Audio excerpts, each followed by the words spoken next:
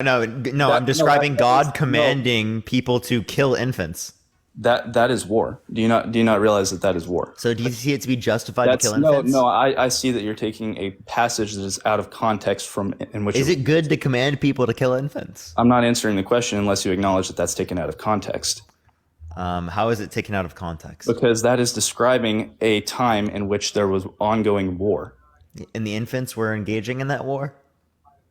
I didn't say that. You said that. So why did God command them to kill the infants? No, here's what I'm stating. In what context, right, are infants military combatants? There are times in our country, and there have been times in our country where there has been ongoing war and there have been deaths of the innocent. And I'm not condoning that in any way, but I'm merely saying that. No, but God commanded the deaths of the innocent here. So what's your point? Are you saying So that God is that good? Is it good to command the deaths of babies? So are you presenting this verse to push a point that God is not sovereign?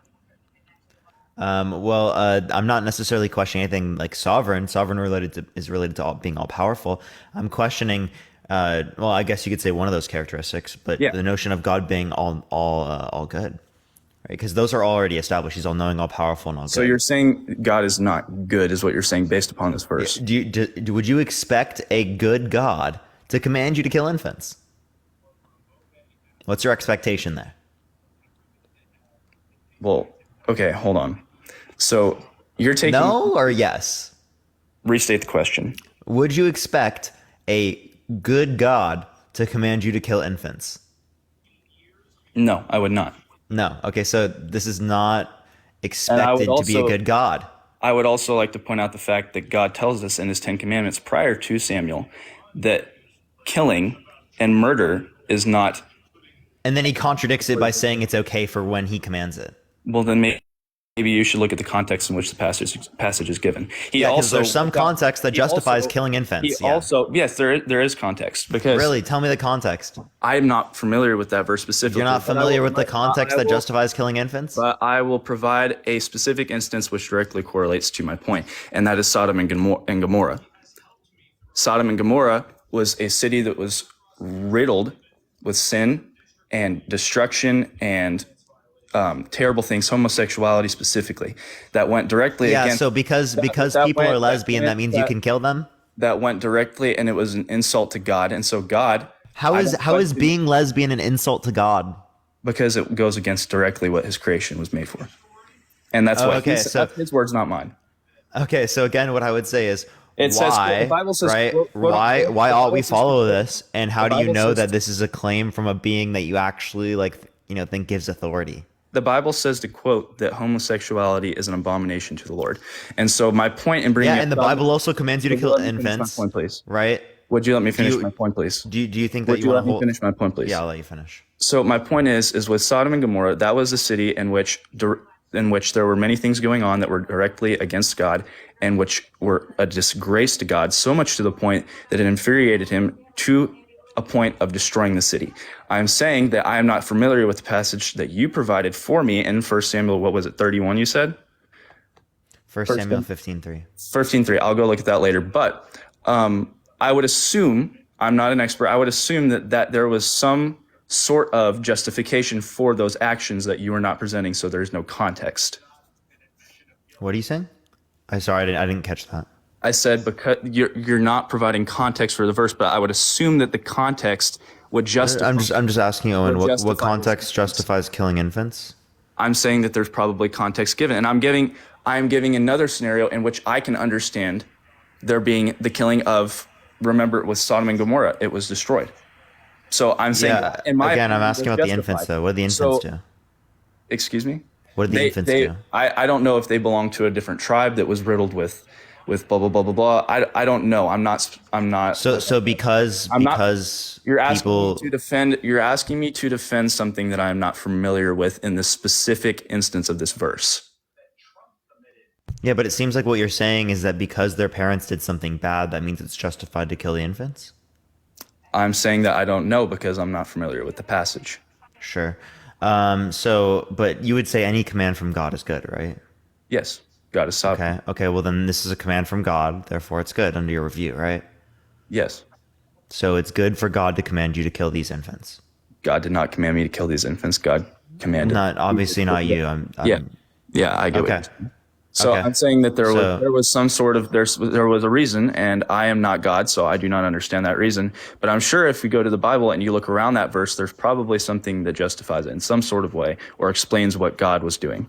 So sure. Let's say there is this context that justifies the killing of infants. If you were in this particular circumstance and God commanded you to kill infants, would you do it? if God did what? If you were teleported to this context and it was you that God was commanding to kill these infants, would you Okay. do it? Let me ask you something. How is this pertinent to the discussion of why being a lesbian is wrong? Because you think that the reason why being lesbian is wrong is because answer it's is going to be not. predicated off of your Christian values and your Christianity. Right, and so then So you're if I'm therefore critiquing you're your questioning my Christian Christian values and your Christianity, obviously then I'm going to be showing that you don't have any basis for saying that being lesbian is You're wrong. saying you're trying to discredit Christian values. Yeah. Well, let me ask you a question then. How do you know that murder is wrong? It's going to be a description of my preferences, my psychological preferences. It's going to be a what? Description of my psychological preferences. Would you mind explaining that? Yeah, I believe in subjective morality, right? So it's just going to Okay. be that I think that there's reason to believe it wrong under my view. Okay. So, do you believe in survival of the fittest, as explained by Darwin? So like a descriptive Natural- view natural- of like natural does that selection. like that applies? Well, I think there are critiques of natural selection, but I think that like in a sense of like do I believe in evolution? No. That's not what I'm asking. So, what I'm asking is, do you believe in natural selection, more specifically, the idea of survival of the fittest? I'm not arguing anything about like morals here as it relates to like evolution. But I'm simply questioning where you get your morals from. I don't get my morals from evolution or from Darwin. You're saying you don't get them from the Bible either. But my point is that you do. And so I just told you it's a description of my psychological right. preferences. So let me ask you something. Do you believe in natural selection? Do you believe in the idea of the fittest surviving? Like bettering, Like in a descriptive looking out sense, for or like they should looking out for survive? yourself. Looking out for yourself in a way.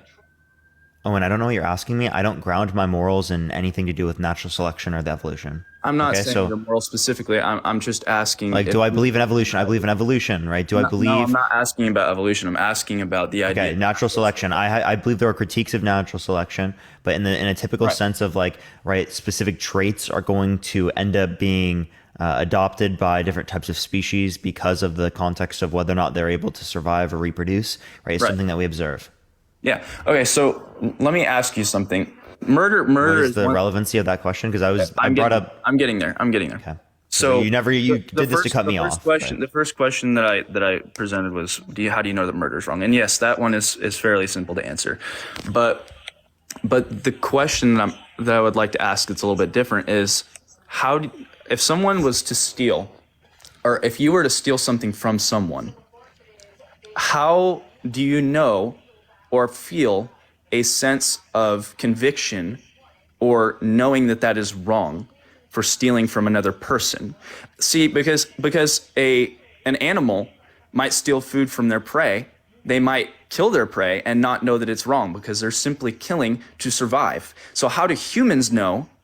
How do humans understand that it is wrong to kill something in order to survive, or just to kill something, period? Or how do humans know that it is wrong to steal or etc.? What is the distinction between humans and animals in that way? And you're telling me that you're basing this off of, what is it you said, subjective morality? Yeah. So the So you're saying that difference. we know this on our own.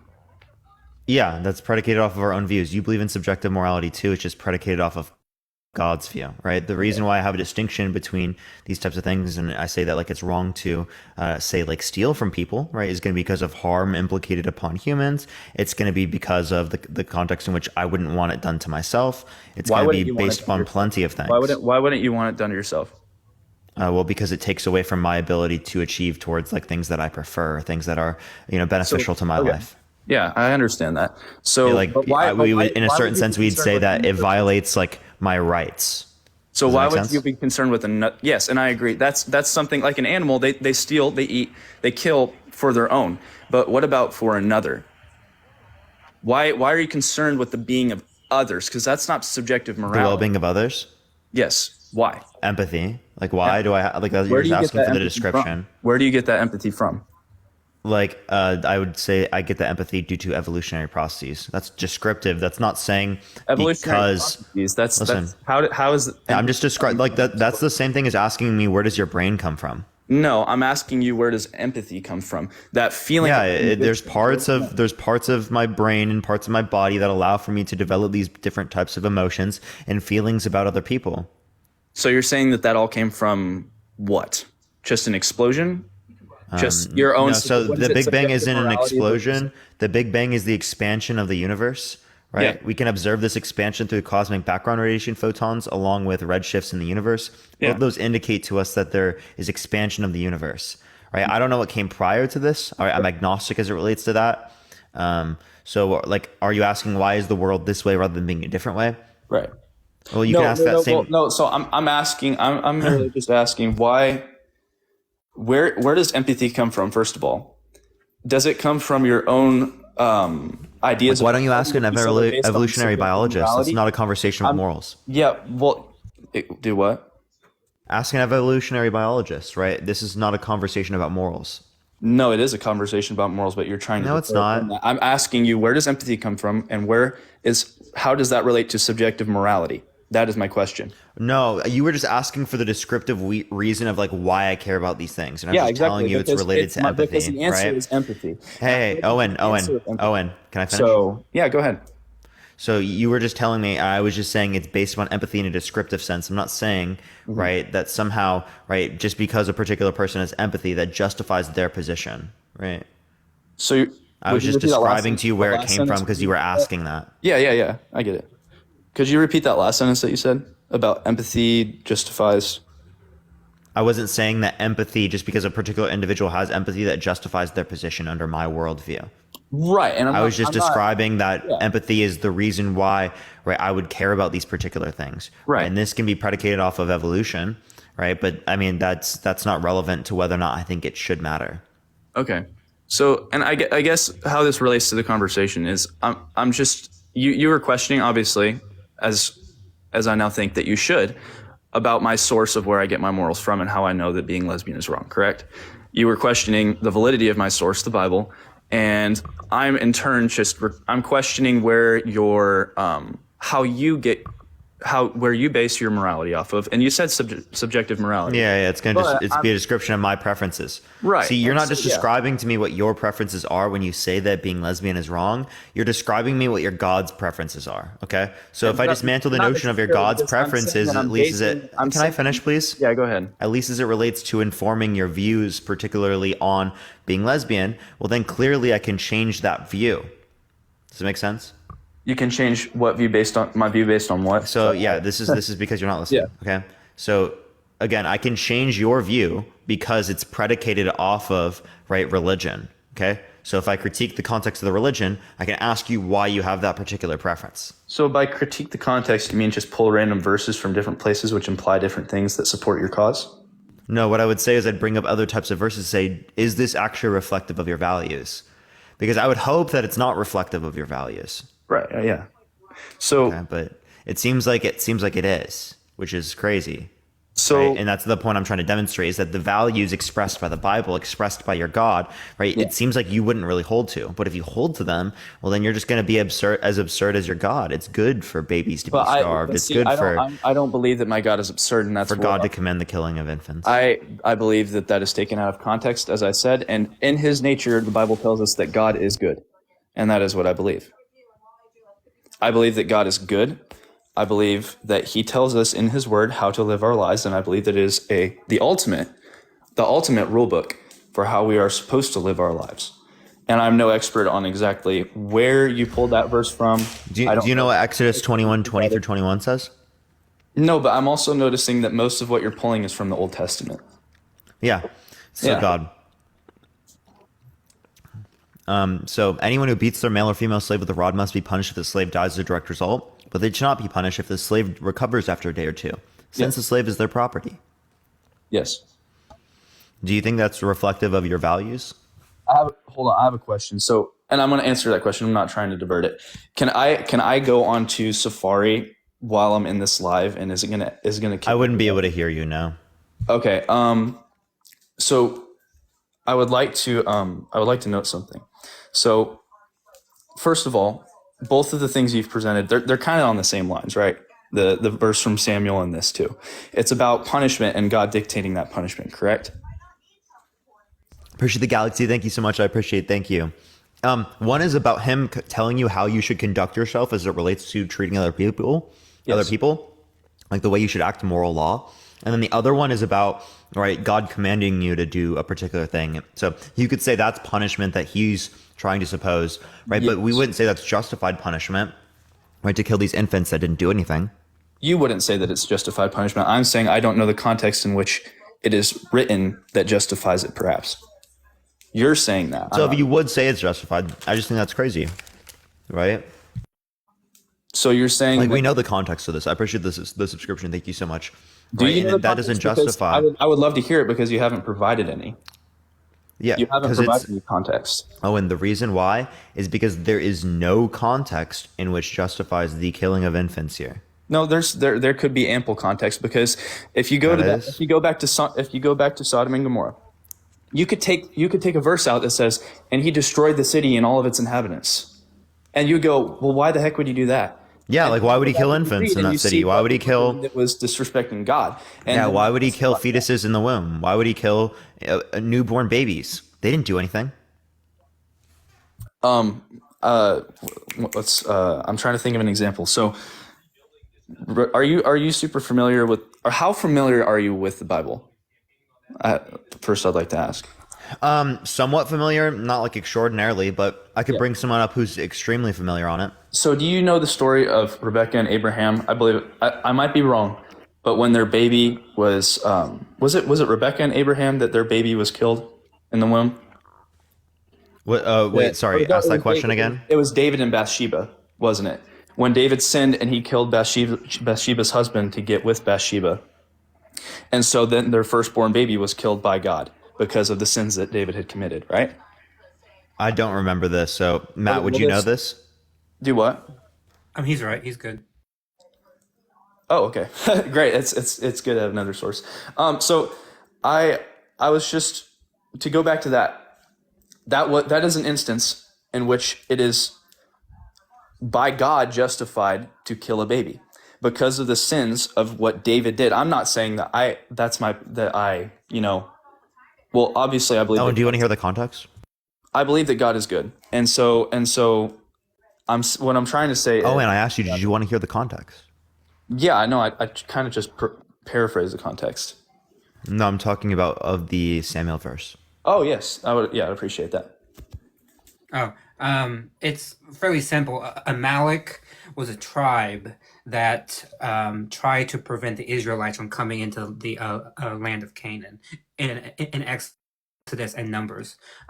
So they were one of the many tribes that had originally been in the land of Canaan, and then God promised the land of Canaan to the Israelites, and as they were going on the way to it, the Amalekites were one of the tribes that stood in their way and tried to prevent them from coming in. Yeah. Thank you so much for the galaxy. Thank you. So then I would say the justification for the slaughter, it was, of course, because it was in God's plan for the Israelites to take over and inhabit that land. So it was justified to kill the infants because God wanted the Israelites to be able to colonize that land? I'm saying that's what the Bible says. Isn't that not what he just read? And do you see that to be justified?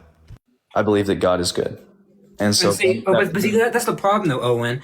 Right? I can give you dozens of additional ancient texts that say the exact same thing, except the party that won says that it was their God that gave them the right to do this and that it was okay. Right? How do I separate your Yahweh from Baal or from the God of the Babylonians or the God of the Greeks? Right? Because what you're saying here is that the winner is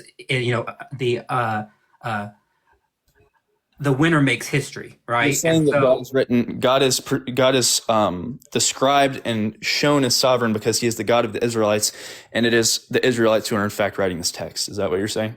no, I'm saying your book, right?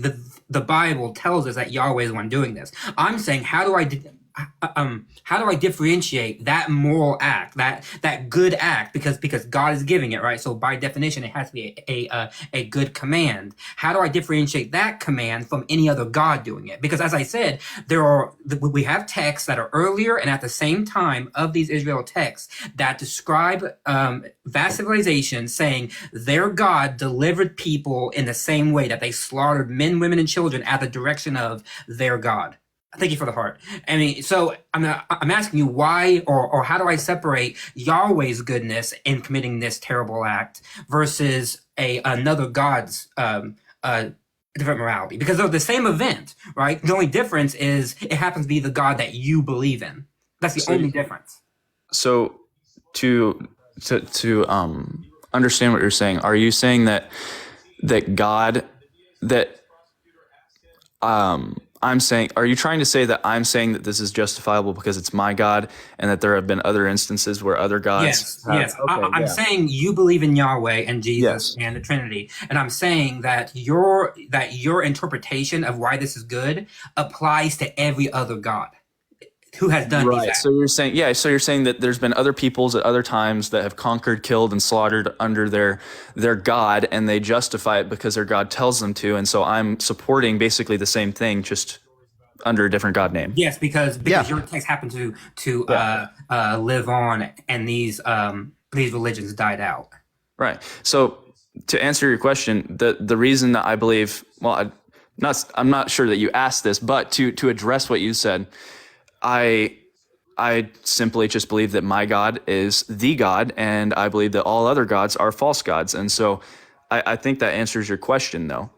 Well, it's an answer, but in my Yes. opinion, it's a very unsatisfactory answer. Okay, Because that same can be applied to any other god, right? An ancient Correct. Babylonian could say, well, that Mekosh, is my god, and I believe in that god, and Yahweh is a false god, right? Right. I mean, how can I critique that, right? And so what I have to do is I have to look at the text. What do you mean and by say, critique? What do you I mean mean, by I'm critique? saying you're saying that that's what you believe, but I'm saying we need the justification for why Not really. this Not really. act. No, I do because I need to know how to differentiate these acts in terms of moral goodness. Because I see throughout the ancient I'm just world. acting out what Matt's doing. Yeah, thank you. Because I see throughout the ancient world this exact scenario that Parker has brought up being repeated again and again and again, except it's just commanded by a different God. Right. And I don't know how to say, well, Yahweh's command is good, yet these other gods' command is not good. I do. Because? And it's because I follow Yahweh. But I'm saying that's not a good answer, right? How is that might be your answer. That's just saying I follow him. Well, okay. How is it not a good answer? Because I'm not necessarily saying that if it's true to me that it's true. I'm saying that if I believe something to be true, then I may base my life decisions off of that truth. Yes, I understand that. Yes. But what I'm saying, though, is we're asking for arguments about why God and through extension the Bible would say this is good when the exact same thing happens in another text. It's just that it's their God, and you're saying, well, it's just that that's a false God. But I'm saying is that argument can be applied to every other case, right? Can't we just say you have a false god? Yeah, exactly. That's what makes it a bad argument. Yeah. Because then it's just a bad argument. Because I can say, why do I believe in fairies? I don't know, just because I believe it, right? Because that's what I believe. I do believe in Pisces, right? Yeah, Christianity, right? so- Have you heard of Pathu Park Puke and Pond? Yeah, The possible? yeah. I think that where we're delving into now is the idea of faith. And that's really the answer to everything that you provided. Is you're saying why do I believe this God? Why is every other thing not justified except my God? And that is because He is my God. And it's not really that I'm trying to. And I don't have to have necessarily valid argument as to why I believe in that God, because we are told by that God that all we must have in him is faith. And that is the entire basis of Christianity, is faith. So it's impossible to argue and provide some sort of reasonable explanation. Oh, I must Can got you a give the call. hand heart? He must have a Oh, in call. your call, yeah. Oh, in your pause, by the way. Do give it a second, everyone. Do tap that screen. Let's run it up to 100,000 likes, everyone. Share the live as well, y'all. I have a response for what I think he's bringing up, but It's not about providing evidence. It's not even about providing or proving whether God is good or bad. It's just that you have faith in God. well, Owen, I would say that maybe that might be the case for some people, but I would say there's a whole field of apologetics going well back to the time of Jesus, trying to justify why God would do these things, right? Because many people, because I'm not the one positing this critique, right? This is a very ancient a type of critique that is being leveled here, and I'm saying that scholars, theologians, academics, They've apologists tried to understand God. have for centuries, yes, well, or have for centuries tried to answer this question, because faith alone as an answer is not good enough for a lot of people. Because again, faith alone can justify a whole range of morally questionable things done by people in the name of other gods. And I'm saying that's what makes it a bad argument, because there's no way that I can differentiate between your faith and the faith of some guy in Iran who wants to unalive a lesbian because because Allah said so, right? I can't differentiate that, right? I mean, I can actually, because I have a moral framework that allows me to. But what I'm saying is that from faith alone, I mean, how can I argue that? Because I can just say, well, he has faith in Allah. Well, I mean, where am I to go with that? That's why that's a bad argument, because it doesn't give me any way to argue, because it's a dead end. Yeah, would you mind? My God says to put Christians in prison. So would you mind if I actually addressed a couple of the things you said? Sure. I'd like to begin with the idea of philosophers trying to understand God and God's personality and God in general. And the thing is that my God, the God of the Bible, is what's the word I'm looking for? He is omnipotent, he is omniscient, he's omnipresent, he is divine. And I believe that in order to have a God, that a God must be a God, and he must be perfect. He must be divine and completely ununderstandable by us mortal humans, because that's what differentiates a divine and perfect God from us as mortals. Do you get what I'm saying? I believe that people and philosophers that try to understand God, their efforts are futile, because God, if he is God, can't be understood. It's just like the Greek and Roman gods. They were not really gods, because they were immoral. They were behaving in manners that were similar to humans. And it's not immoral to say it's okay to own people as slaves for life, May I finish my or idea? to say to genocide children. May I finish my idea? What I was saying. So, going back to what I was saying, I believe that God must be perfect, first of all, to address the thing you were saying about philosophers and trying to understand him. I don't think that God is understandable. And I think that whenever you ask me questions about what is God's nature, what is God's etc., why does God do this and not do this, it is very, very difficult to answer unless you can resort to the Bible and what he says. And I'm no expert. I'm not an expert or theologian, so I can't pull up an exact verse that counter argues what you're presenting to me. But I will say that I am unable to understand God's nature and just shoot from the hip, tell you what God thinks, what he believes, what he says. Well, I can tell you what he says because of the Bible, but like I said, I can't necessarily pull out of the top of my head everything. So do you kind of get what I'm saying? I'm saying that I can't necessarily answer all of your arguments due to the fact that I don't understand God. And the reason that I don't understand God is because God, in order to be God, has to be ununderstandable. Well, but do you understand also that it just so happens that you cannot understand God when it comes to the morally questionable behavior? That's when it comes. Like you understand it when it comes to love, and when it comes to charity, and when it No, we comes don't to understand Jesus. God. No, we don't understand God's love. God's love is No, so. no, I didn't say God's love. I'm not saying God. I'm saying you understand that when God talks about love, or when He talks about charity, or when He Right. talks about loving thy neighbor, you know what that means, right? You know how to interpret it, and you know what behavior to do. You're of the opinion, right, that God tells us, right? He gives us Yes, a he does. command, for example, to not be a lesbian or to be the other word, right? He's Mhm. telling us via a command, and that we can understand it. Correct. Correct. Right. Correct. Okay. So, but you're saying that for those behaviors, you can clearly understand what God's commanding. Yet, for Correct. the behaviors that we, as a larger society, and you, I hope, see as morally questionable, that is, the unaliving of women and infants and sucklings, the flood, for example, the vast amount of slavery that happened, all of this stuff. That's when you resort to, well, I just can't understand God. I just No, can't understand God. no. That's not what I resort to. I just simply cannot provide a biblical answer for that because I'm not a theologian. Well, okay. Well, okay. Well, I am not. okay. That's a different answer then. But we have a biblical answer for it. But I'm still concerned though Okay. that we still say that we can understand. For example, I am of the opinion, because I've studied these texts enough to know that when it comes to lesbian and the other word in the Bible, it's very nuanced, and it's very hotly debated. It's not as straightforward as Sodom and Gomorrah says this, and that means it means this. Because I can point you to vast amounts of sex within Christianity, and to the whole of Judaism, for example, that sees Sodom and Gomorrah as meaning an entirely different thing, separate from lesbianism or the other word. Right? That's your interpretation, and I'm saying that might be your interpretation. But these are not issues that are easy, right? Like there's a reason why they are hotly debated. I believe that the Bible is the ultimate rule book for life. Miles, thank you for the 13-month subscription. Thank you, Miles. And it contains every answer we may need to our problems and secular problems.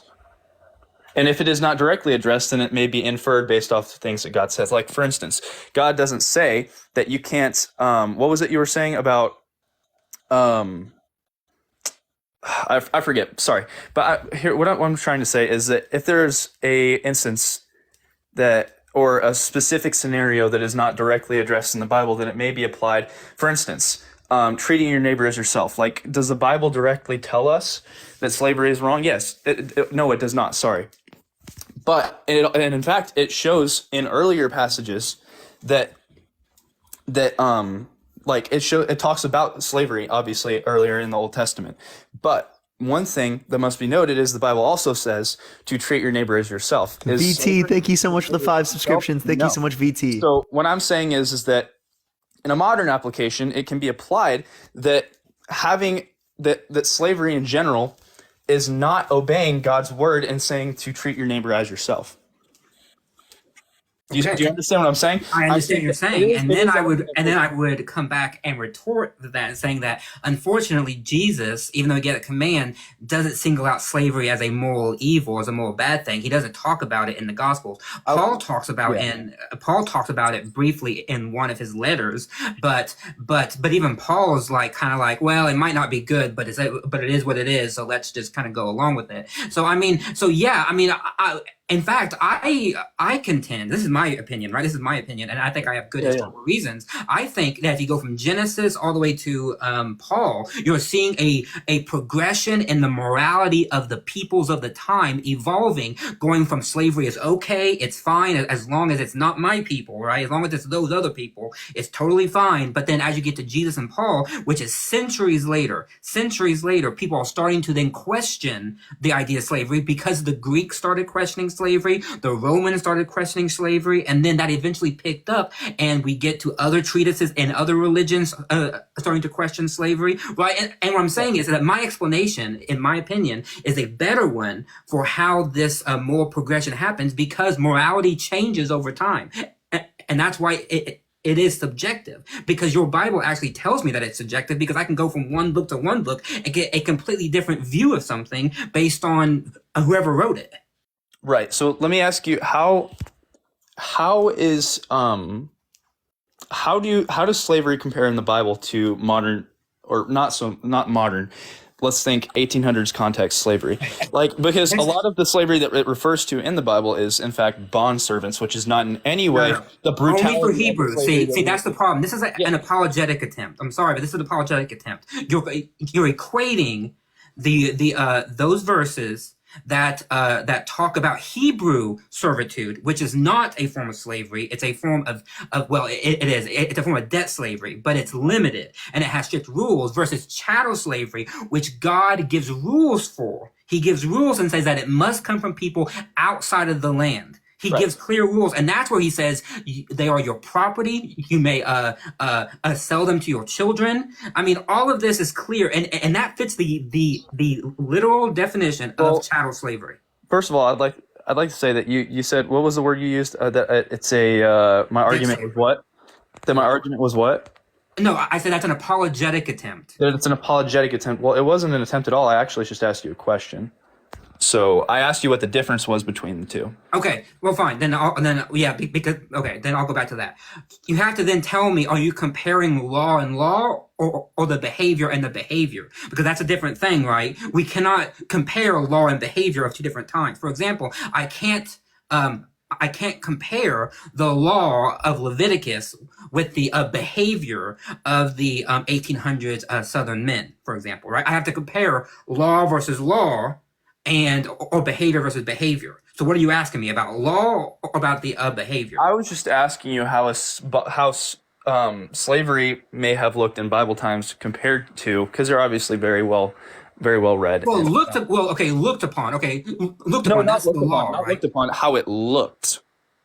Well, we don't know. We don't know. Right. That's the problem. That's why I said the law versus behavior distinction is very critical, because we know a lot about Southern 1800s behavior and law, but we don't know a lot about behavior within the ancient world. We have limited texts that tell us about it. And so we have to infer how they felt. We can talk about the law, right? I can tell you what Leviticus and what Exodus and what Deuteronomy say about slavery law, but I can't tell you about the behavior because nothing survived telling us about the behavior. So let me note something too. You mentioned Deuteronomy and Exodus, and all of the passages that I am familiar with regarding slavery are in the Old Testament. And you made the argument that, the Bible, its views on morality are invalid because morality progresses throughout the Bible. But also, I think it must be noted that if, like, obviously the difference between the Old Testament and the New Testament, right?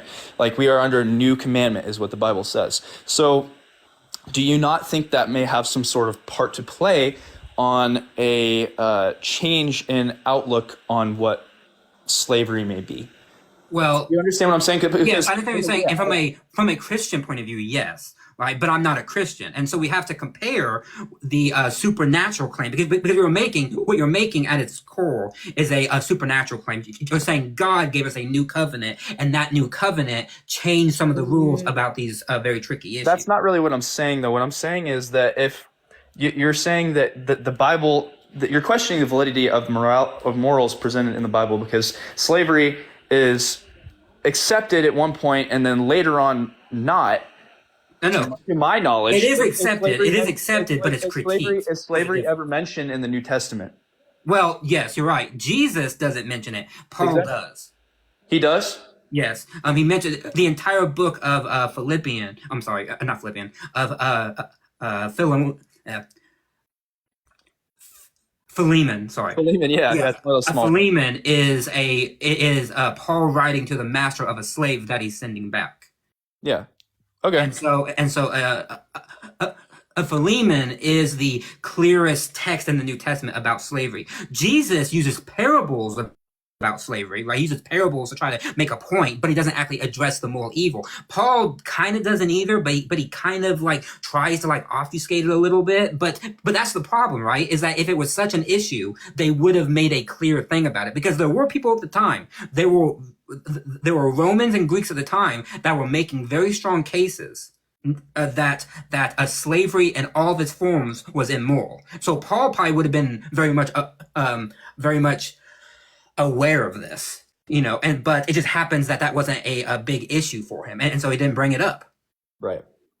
Yeah. Right? So, but I'm saying slavery is a big issue. And Fleeman, I'm not super familiar with the book. How does it is it supportive of slavery? And if so, is not specifically not It depends on what you mean by support. I mean, not slavery in general. Here's what I'm asking: is it supporting ruthless, brutal ideas of slavery in Philemon? And I guess that's what I'm just no, asking. it's not. No, I will concede that the New Testament, when it does talk about slavery, has some more or is more progressive than the Old Testament. Right.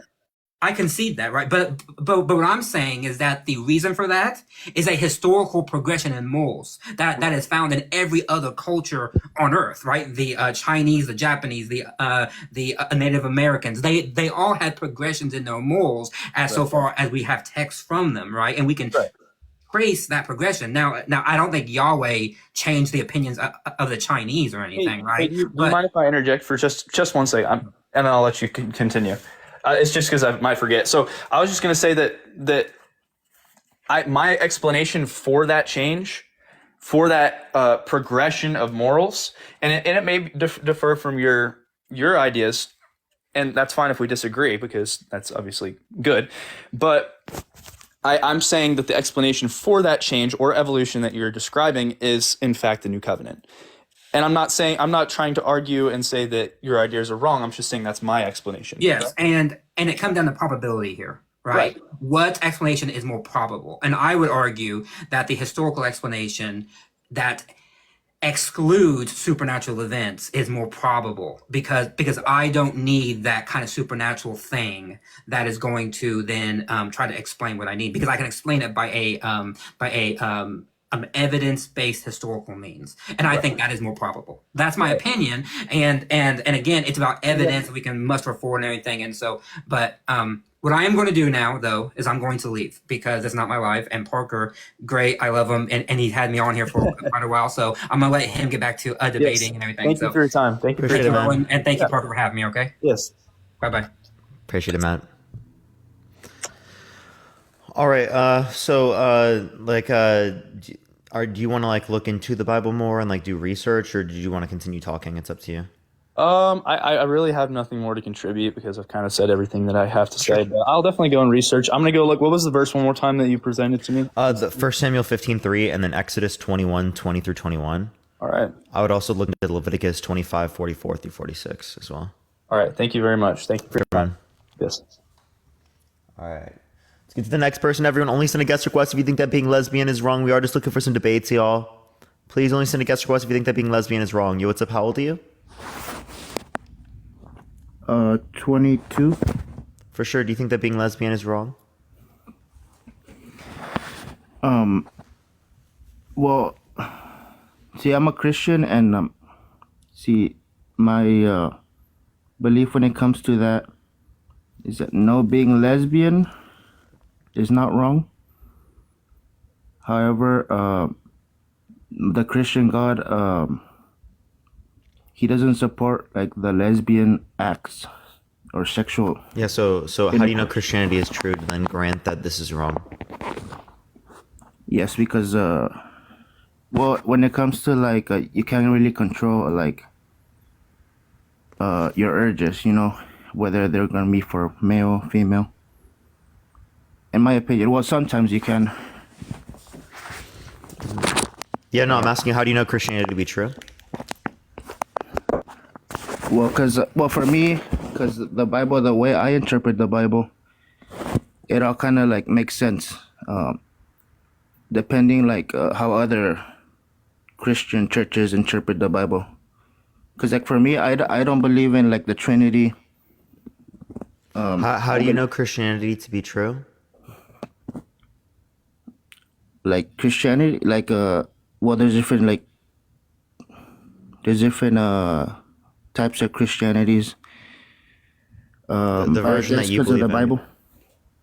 So the Bible. So do you agree with everything in the Bible? Do I agree with everything in the Bible? Yeah. So did you hear the verse that I gave to the last guest? Appreciate the IC. Thank you so much. About the killing, or what the? Yeah, the killing. Yeah, God commanded people to kill infants. Yeah. Well, Would you do it if the God commanded you to do that? I mean, see, it's kind of tough to say, because that depends on personal like faith. But I guess like the people back then, they were willing to do that. So that means they have faith in God, or What was my question? if I would do it. Yeah, and what was your answer? See, maybe back then I would do it. You would do it if you existed back then? How would you have known it was actually God? Well, we wouldn't know, but that's what You the wouldn't Bible know, yet says. you would still follow the command? The Bible says to have faith in the things that you can't. But what if see it was the because we devil? can't see God.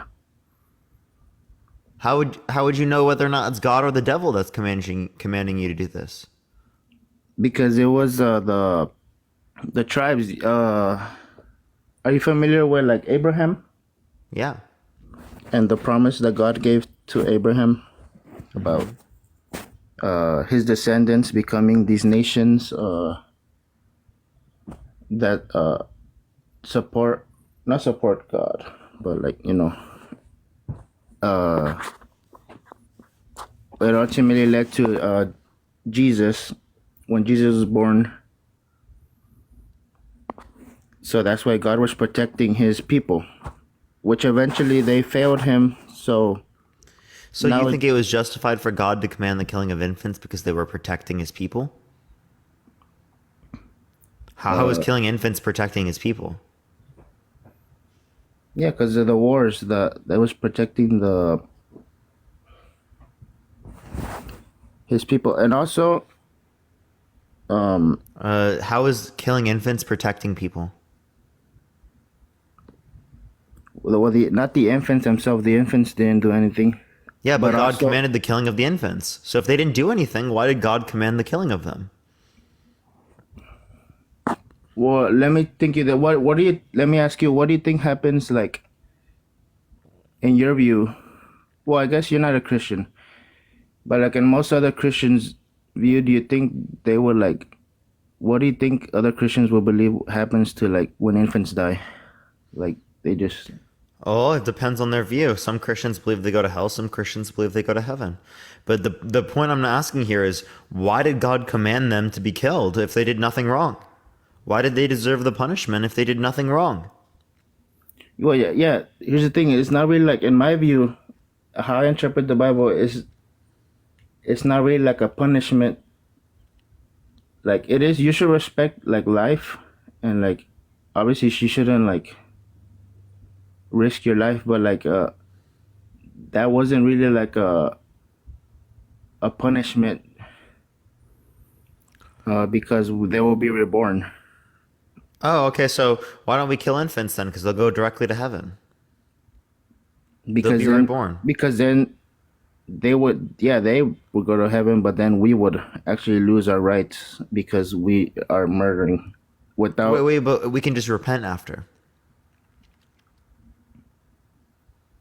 I mean technically you can, but Yeah, then, so but then that would so I'll do it. I'll conduct all abortions, right? And then I'll just repent after.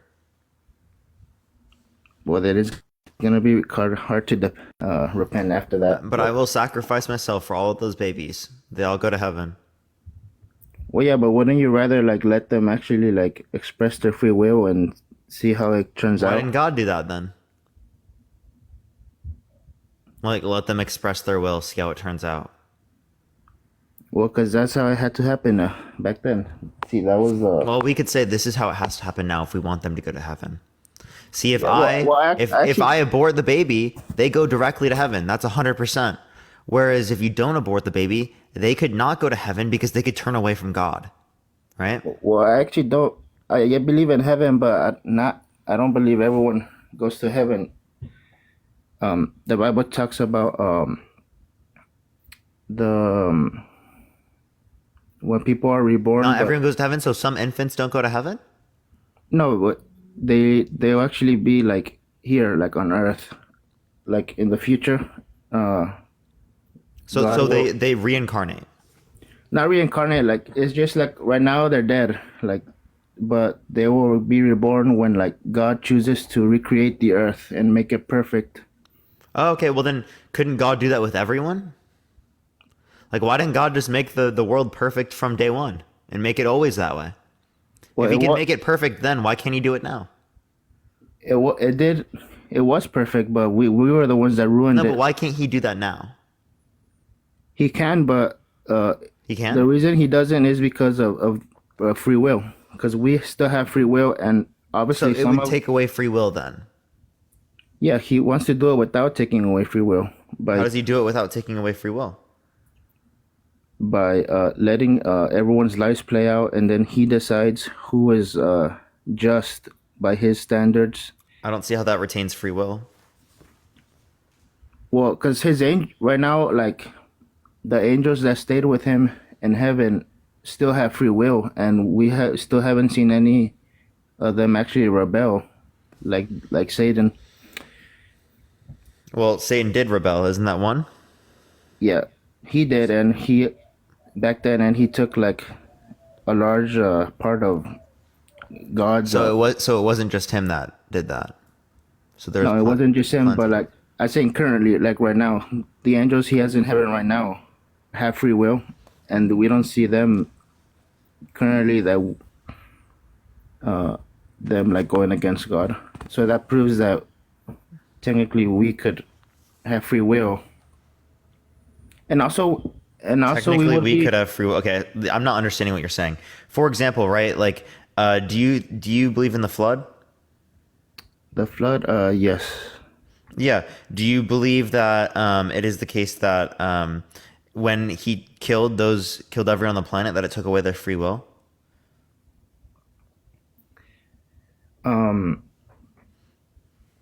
Well, it just took away their lives. It did not really. They always have free will. They could have like went inside Did the it take ark. away their free will?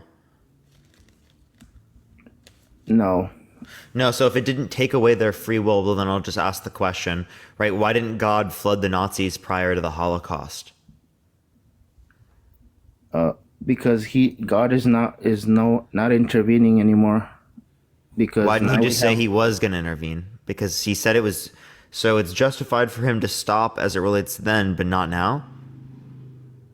Not with any other human atrocity? well, no, because we know that God is no longer like he's like a observer. He's not. He helps us through his Holy Spirit and the Bible, but he is actually not going to intervene because he already has the solution set in place where like it will get rid of everything, of all the death and suffering. And right now the devil is the one that's controlling this world, so it would make some sense for God to intervene. So the devil is the one that controls this world. Why did God give the devil control of this world? Well, because of what the devil said to Adam and Eve. He told them that they didn't have to listen to God, that they could make their own judgment. They could know what's good and wrong, kind of like we are right now, like making our own justification for our morals. That's what the devil told Adam and Eve. And God is just letting us So where did the devil tell that? Or say that? in Genesis. Where in Genesis? Let me see. Okay, just letting you know, I won't be able to hear you when you're paused out of the app. In the meantime, everyone, do tap that screen. Let's run it up to 500,000 likes. Share the live as well, everyone. Let's try to run it up to 100,000 likes. I mean, not 100,000 likes, 500,000 likes. And share the live as well. Let's try to get to 500 shares. I appreciate everyone. Boxers Love, thank you for the subscription. I appreciate it. Thank you so much. By the way, everyone, Dean might be joining here in a bit or something because I think it's brutal for him today or something because of the perm ban. So I think we're going to help him out today. Yeah, so did you find it? Yeah. Oh, hold up. You hear found me? it? Can you hear me? Yeah, I hear you. What's up? Oh no, I couldn't find it, but basically, God first told Adam and Eve, well, actually Adam to the two trees, one with the fruit of life and one with the fruit of knowledge of good and evil. He Mm-hmm. actually chose knowledge of good and evil versus life. See, Christian, I think the problem here is the fact is Parker and Dean like to throw these questions out like we're God and we have the answer to these questions. Like, why did God not intervene in these certain situations? Because they just want simple answers, but it's really just not a simple answer. Just because they don't understand free will, they don't understand who God is, who the character of God is. That's just something you can't explain to people who have a minuscule brain when it comes to these things, Christian. So I don't understand why you keep asking these questions, Parker. Well, platform. Let me ask you this question: do you believe that in Noah's Ark? Do you believe that it exists? Yes, I believe in the flood. Okay, so when he flooded everyone, did he take away their free will?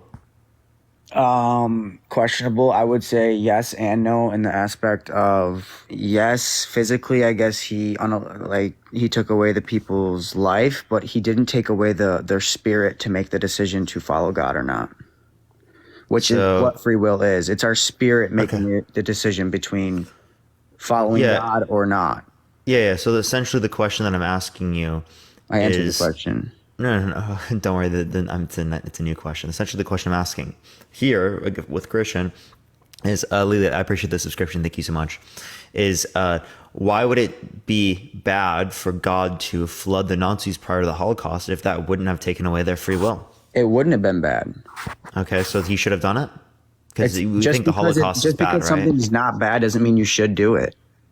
No, the reason why we would say he should do it is because he wants to prevent evil things from occurring. So if he can prevent evil things without removing free will, he's going to do it, right? Wait, no. Unless you were to say that it's actually all things considered good. You're misunderstanding. God is all good.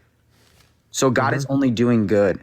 So therefore, he allows evil as well. So it's not that he can intervene with evil. He absolutely can, because he's obviously the all-powerful, all-knowing, all-good God. But he allows evil because he understands that there's two sides to life in general. You got to have, if there's evil, there's got to be good. If there's good, there's got to be evil. So him intervening isn't God's doing. Him stopping the Holocaust, or however you say it, him stopping this wouldn't change anything if he did stop it or if he didn't stop it. Allowing it doesn't do anything, doesn't change his character.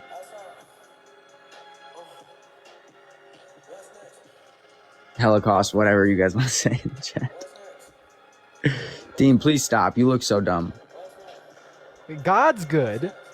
Everything God does is good. Yeah. And God only has good reasons for what he does. Right. God allowed the Holocaust to occur. God had good reason for allowing the Holocaust to occur. He allows evil to occur. Allowing the Holocaust to occur was good. He allows evil to occur. He allows evil to occur. I finally see you're ready to talk about the Holocaust, sir. You've been dodging me on this conversation for quite some time because you're not ready to say that the Holocaust was all things considered good or should occur. You look silly because you finally invited this conversation. I got him speaking in tongues, praying to his God, with 3 lines of questioning. Keep playing with me, boy.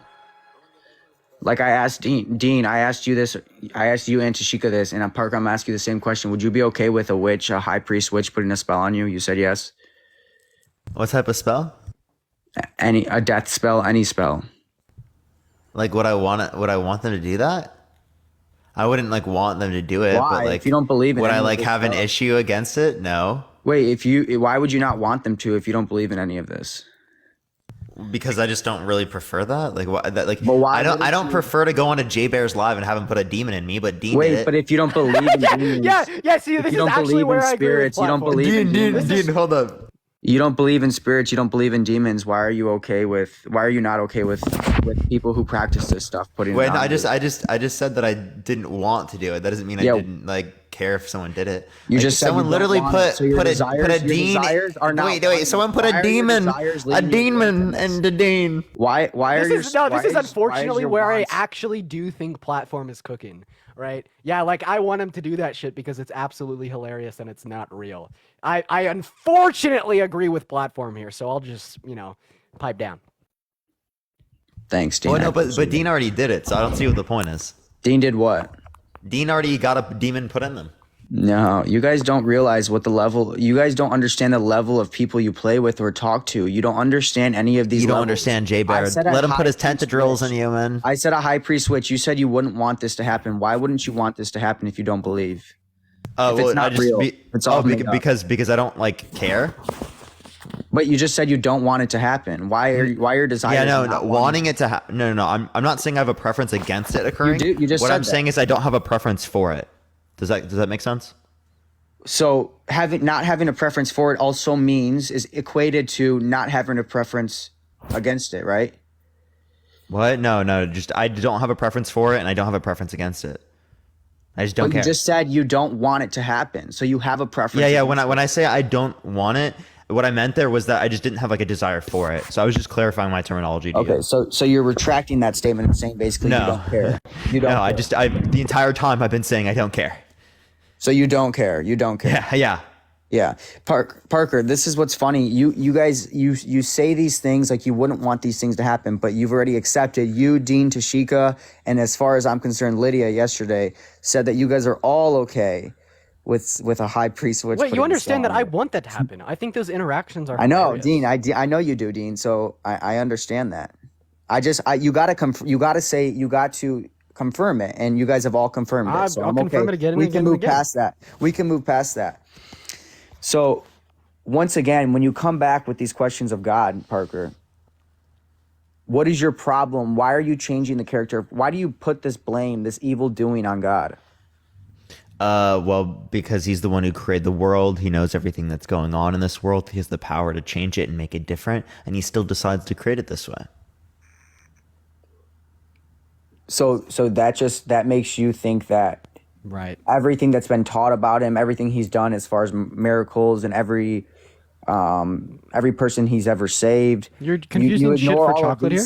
God's done some good things, but you just want to look at the wrongdoings within the platform. world. I would say there could be certain things under your worldview that you would say that God did are good, right?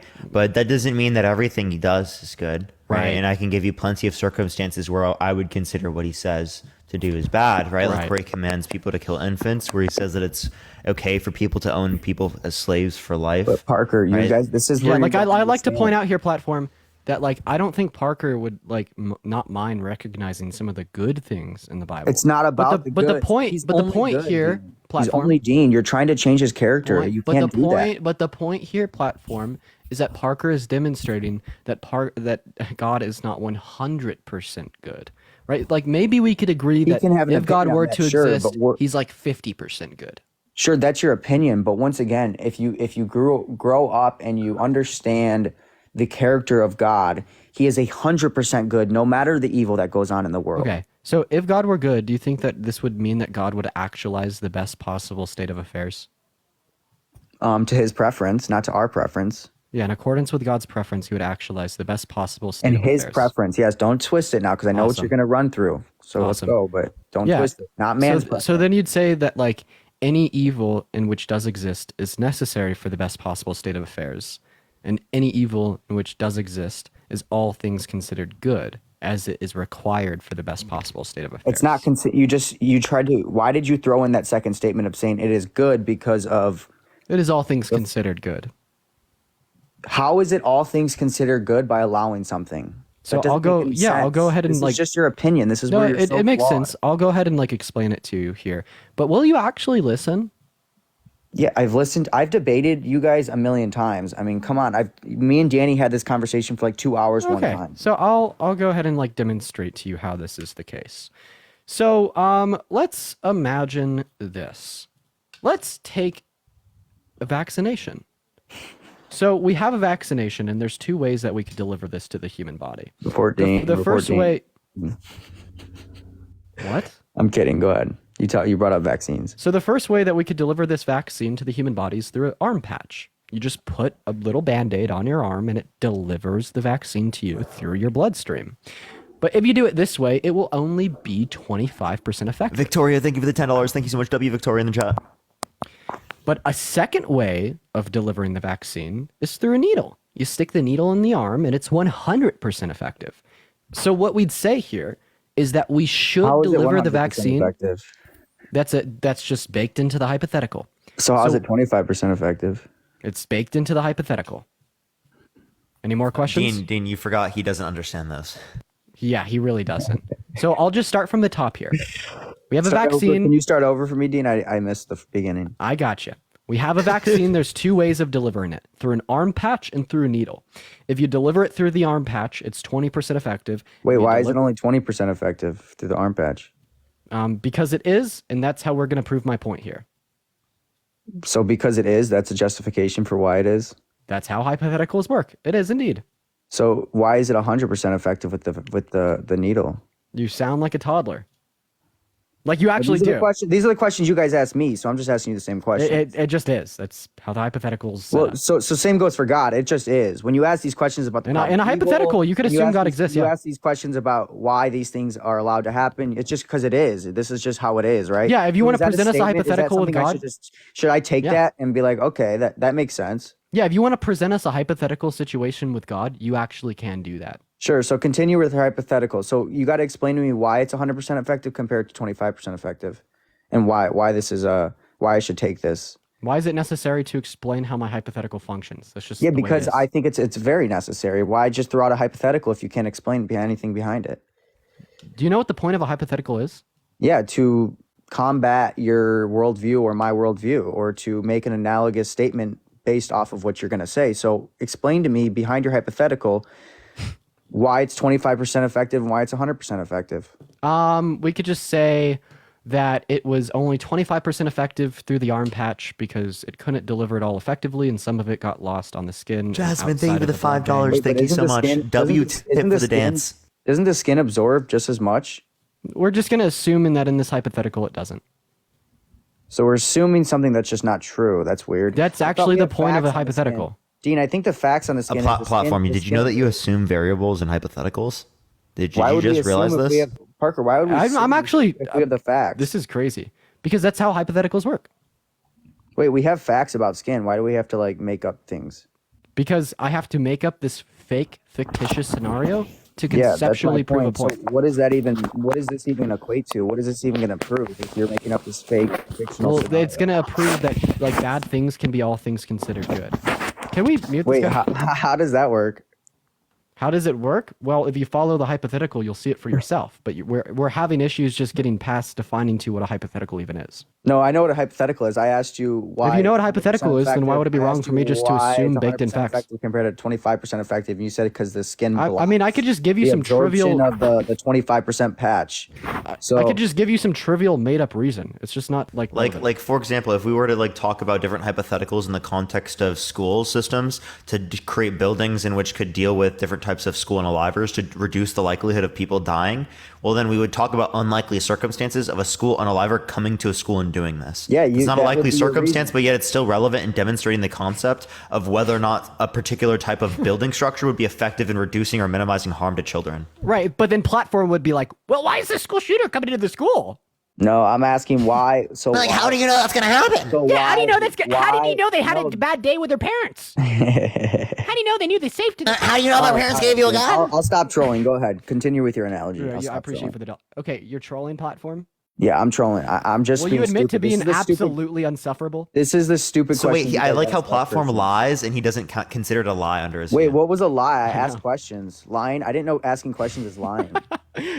Can you just said that you're trolling. No, when you say you're trolling, what does it mean? Yeah, I'm trolling. I'm Yo, Alan, I didn't mean to add you. I meant to add oh my god, I keep adding people I don't mean to add. Oh my god. Are you adding Gucci? Yes. Oh, good lord. Yeah, I wanted to make it real insufferable today. You hate yourself. Hey, honestly, I feel like I could do anything after yesterday. I'm Superman now. Let's go, chat. Yeah, you got killed yesterday, man. Parker. I feel bad for you. No, dude, it's just I've never dealt with someone so. I'd actually rather debate platform a million times. Yeah. Platform is bad, but it's just so. Okay, so now that you're done being insufferable, all right, and asking me about the parameters of the hypothetical, we'll just go ahead and go back to the hypothetical here. We have a vaccine and there's two ways of delivering it. One way of delivering it is through an arm patch, and the second way is through a needle. If you deliver it through the arm patch, it's 5% effective. And if you Wait, you just said it was 20%. Now you're changing it to 5%. I am changing it. Wait, What's just the problem? keep it to the same, right, Dean? You've already established why it's 20%. So I just would like if you kept it at not 5%, just 20%. I'll change it to 5%. Okay, so now you got to explain to me why it's 5%. If you want to get past this hypothetical, No. I would recommend staying on track, Dean. I'm not going to do that for you, Platform. Are you willing to engage in debate, or are you not? Go ahead. That's what I thought, bud. So, Go ahead. So the arm pat. Okay. My brothers, what's up, y'all boys? He's driving. You got an echo and you're driving, so that's tough, dude. Okay, so you have a vaccine, and there's two ways of delivering it.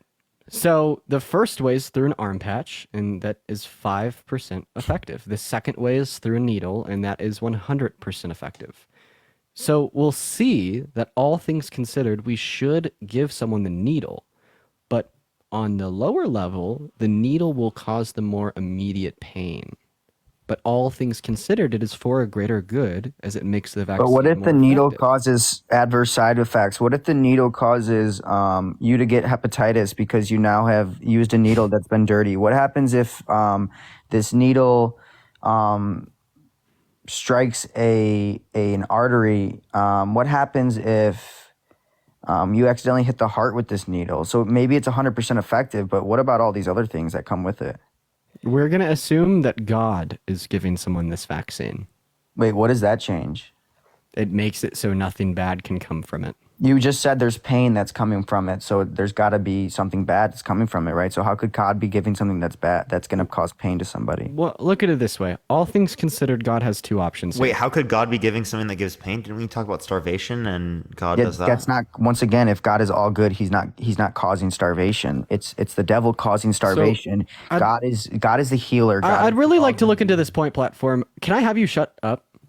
No, but like, please, Dean, so I can actually go into this. To debate you because you bring up these crazy. You think I'm the issue here? Parker and I can have like conversations sometimes. Wait, Parker, do you think I'm the issue here? No. I'm just running. Just a little bit, Dean.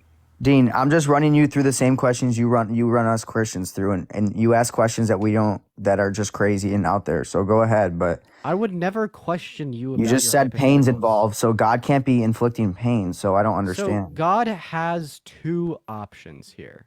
So God has the option of giving everyone this arm patch to this arm patch to vaccinate them from COVID, and God has the option of giving everyone the needle to vaccinate them from COVID. The needle is 100% effective. The arm patch is 5% effective. The arm patch causes no pain. The needle causes some pain. So we would say, even though the needle God causes would just some give pain, the arm patch. He doesn't give pain to people. The needle is all things considered better to give people than the arm patch. Because in the long run, the arm patch is going to lead to more deaths. Because God would never inflict pain. So in the eyes of God, I don't think that it would be more effective, even if. But the point that I'm getting at here is that minute amount of pain caused by the needle is necessary to achieve the most optimal outcome. Well, great. I don't think God would. Wait, I have a question. Anybody pain. I have a question. Why is it a function of reality that we feel pain? Why do we feel pain? It's a perceivable. Because we're souls. I think we have to understand that God does these things for a purpose. You know, I feel like now God's causing the pain for a purpose. He's not. So you see the two different views. Wait. I just want to elucidate on the two different views here. Can I finish? Brother? You just went straight off as soon as I started speaking. First things first. God will never tempt you with evil or put you through things, but God also never promised you a life without suffering.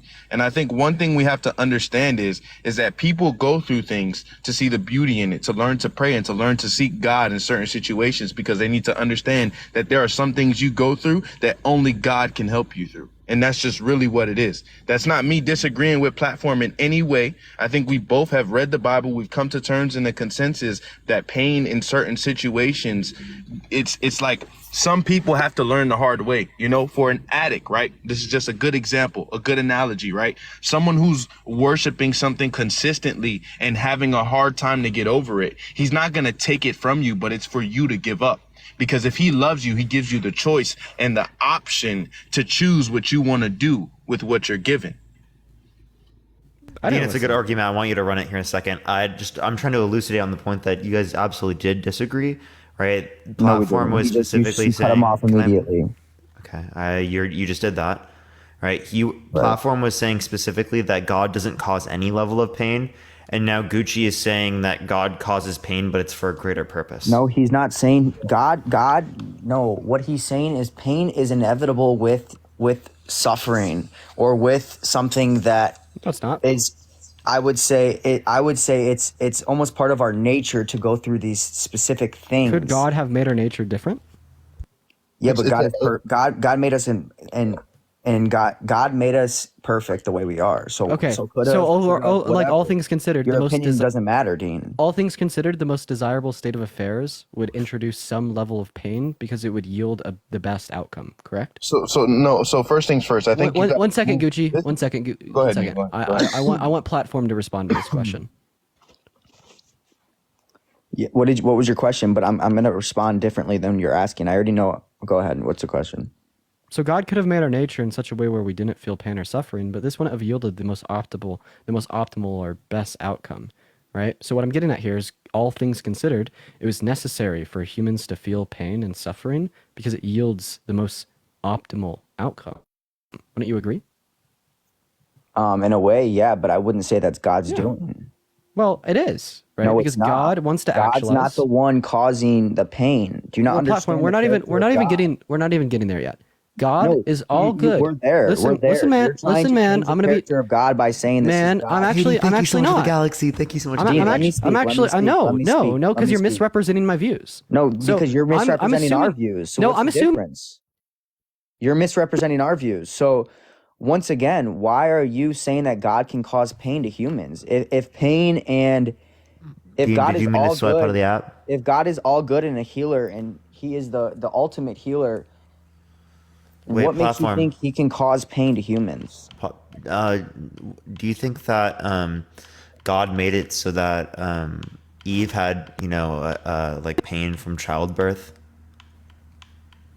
right? Because she engaged in the original This is part sin. of our this is part of just our nature. Like, there might be pain that's with childbirth. That doesn't mean God. Did God cause that? Did God cause our nature? But with this ideas, you could say God caused everything. Then this is where Christina, thank you so much. Why you I mean, guys are atheists. You could say God caused the I Holocaust. don't really You like could want say to all talk of to these platform things. anymore. That's exactly kind of like what I'm saying. I know that's what you're saying, but what we're saying as Christians is you can't say that because God is not. God is only good. God can only heal. God You can can only say help. that. I don't see No, how you you can't, because dispute that. you're not this is our beliefs. This isn't your beliefs. This isn't your teachings. This isn't your Bible that you believe in. This is our Bible and our teachings and our God that you are also under, but you choose not to be under. So you can't make a broad statement, or even say these things about God if you don't even know who God is and you don't even have a relationship with God. Because if you did, you would understand that God couldn't be doing these evil things. These evil things. So you're just essentially saying that you can't talk about Christianity unless you're Christian. That's Is not what I Brody in the said. guest request by chance? Who? Is No, but Brody? I can get him up if you Brody? want. Who's that? Probably the most good faith Christian on TikTok. Who? Don't that- see anyone named Brody. I think that Brody. I thought he you would said probably be good Brody. for the convo. You have mod powers, right? Oh yeah, I do. Brody, you should request stuff. I see you in chat. So really quickly, one thing I kind of want to get into this because I Is it feel all right like if I let him up? the verbiage you guys use sometimes, like causation or God causes these things. I feel like sometimes in this game of life, certain things are self-inflicted and humans don't like to accept it. I feel like when we go to things like birth, which there's a beauty behind birth. And I think we have to understand that, like most things, when you want to get Brody, I invited you up, man. and you're trying to look good and things of that Brody, nature. thank you. Can you just make it not painful? I mean, obviously, right, we could be like plants and just be here and not move and, step on grass and not feel it. But obviously, God made us this way for our nature. Our nature is linked to Him. So if our nature... Wait, no, why do we have to feel pain when we go through pregnancy? There are questions. So these are questions that you questions ask are. God. This is what I think Platform is trying to say. I think there's certain questions that you guys have sometimes, like he's trying to say, if you had a personal relationship with God, if you let the Holy Spirit work through you, these are questions that could be answered for you from God.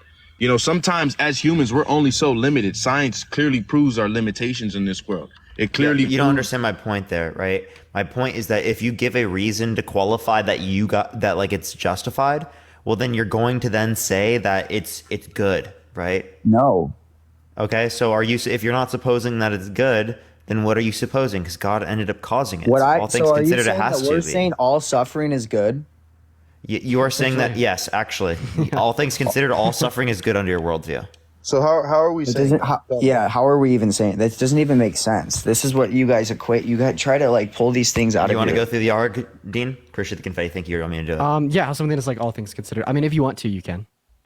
Go for it. All right, yeah. So I mean, we could go about this in like one of two ways. So the first way we could go about it is, well, like God is going to actualize the best possible state of affairs, given the fact that He's all good, right? Like, and the example that I gave you to show this point was like the vaccine example. He did though. He did. He actualized all great affairs that He needed to. Yeah. So okay, what's you your agreed. problem? So I don't understand. So you agree with that? So you agree that we are in the best possible state of affairs? I agree. I agree. Katie, I appreciate you for the bear. I appreciate that. So yeah, all things considered, everything in which exists is necessary for the greatest amount of good. So in other words, right, when my friend unalived themselves, well, that was necessary to yield the greatest amounts of good. So all things considered, that should have occurred, because if it didn't occur, there would be lower amounts of good and higher amounts of evil. So that is essentially what we're getting at here. And since you would have to say all things considered, that should have occurred, well, what's the issue here? Well, the issue is that is how we define what's good. So this is the thing, right? I think that when you go to situations, like I said, self-inflicted, self-causes and effects, when someone unalives themselves, that's an action they're doing to themselves. God does not want that for you. It clearly talks about how you shouldn't do that to yourself. That's already something that is forbidden against the law. Does God want the greatest amount of good? Dean, did you listen to anything he just said? I did. Yeah, I was. Does God want the greatest amount of good? Dean, did you listen to anything he just said? You already know the answer to that. Yes, obviously. So stop asking these kindergarten questions, because I'm going to run you through the same questions like I did earlier if you don't just listen to what. So Gucci, does God want the greatest amount of good? Mute me up here because you think you got some power. I got you, platform. I got you. Go ahead, Let me answer. Okay. So we've agreed on agreed on two things so far. We've agreed that God has actualized the best possible state of affairs. So the current state of affairs yields the greatest amount of good. We've also agreed that God wants the greatest amount of good. And then what would follow from premise one is if anything was different about our state of affairs, it would not be as good. And as God wants the greatest amount of good, God would not want our state of affairs to be any different. And the state of affairs in which my friend did not unalive himself would be different. So God did not want my friend to not unalive himself. So yes, God. So I think this is the best way to answer your question, Dean. Yes, God wants the perfect state of affairs. He does. At all times, God wants it to be good. God doesn't expect us to be perfect because there was already a perfect template set for us by Jesus. Right. So I think we have to understand that the biggest thing God wants is for us to reach Him and build a personal relationship with Him in order for us to learn and have an understanding of what good can be. I don't think you're getting the point here. You said God wants the best possible state of affairs. We live in the best possible state of affairs. In the best possible state of affairs, my friend unalived themselves. If my friend did not unalive themselves, we would not live in the best possible state of affairs. Therefore, God wanted my friend to self-unalive. I give you a set of four premises as well as a conclusion. Which premise do you reject? God wanted that. Which premise do you reject? It was logically following.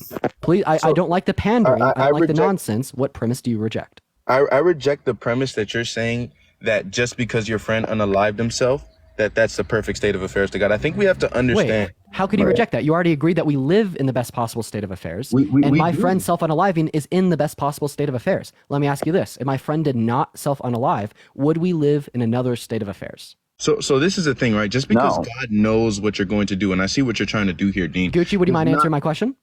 Yeah, I'm going to. So just because God knows all things, He sees every outcome before you even do it, He sees every sin before you do it, does not mean that's what He wants you to do. Okay, Gucci, this is not the question I asked you. I'm so sorry, man. This is not the question I asked you. So what is the question I asked you? Is if my friend criteria on here's the question that I asked you. If my friend did not self-unalive, would our state of affairs be different? No. Okay, so what is the state of affairs? No, it wouldn't be different because he had the free will choice. God allows free will to. What is the state of affairs? So no, nothing would have changed with the character of God. Nothing would have changed with the essence of God. So no, we're not talking about the character or nor the essence of God. We're talking about the state of affairs. Any change in the state of affairs would be any change of anything that has ever happened, because the state of affairs is anything that has ever happened.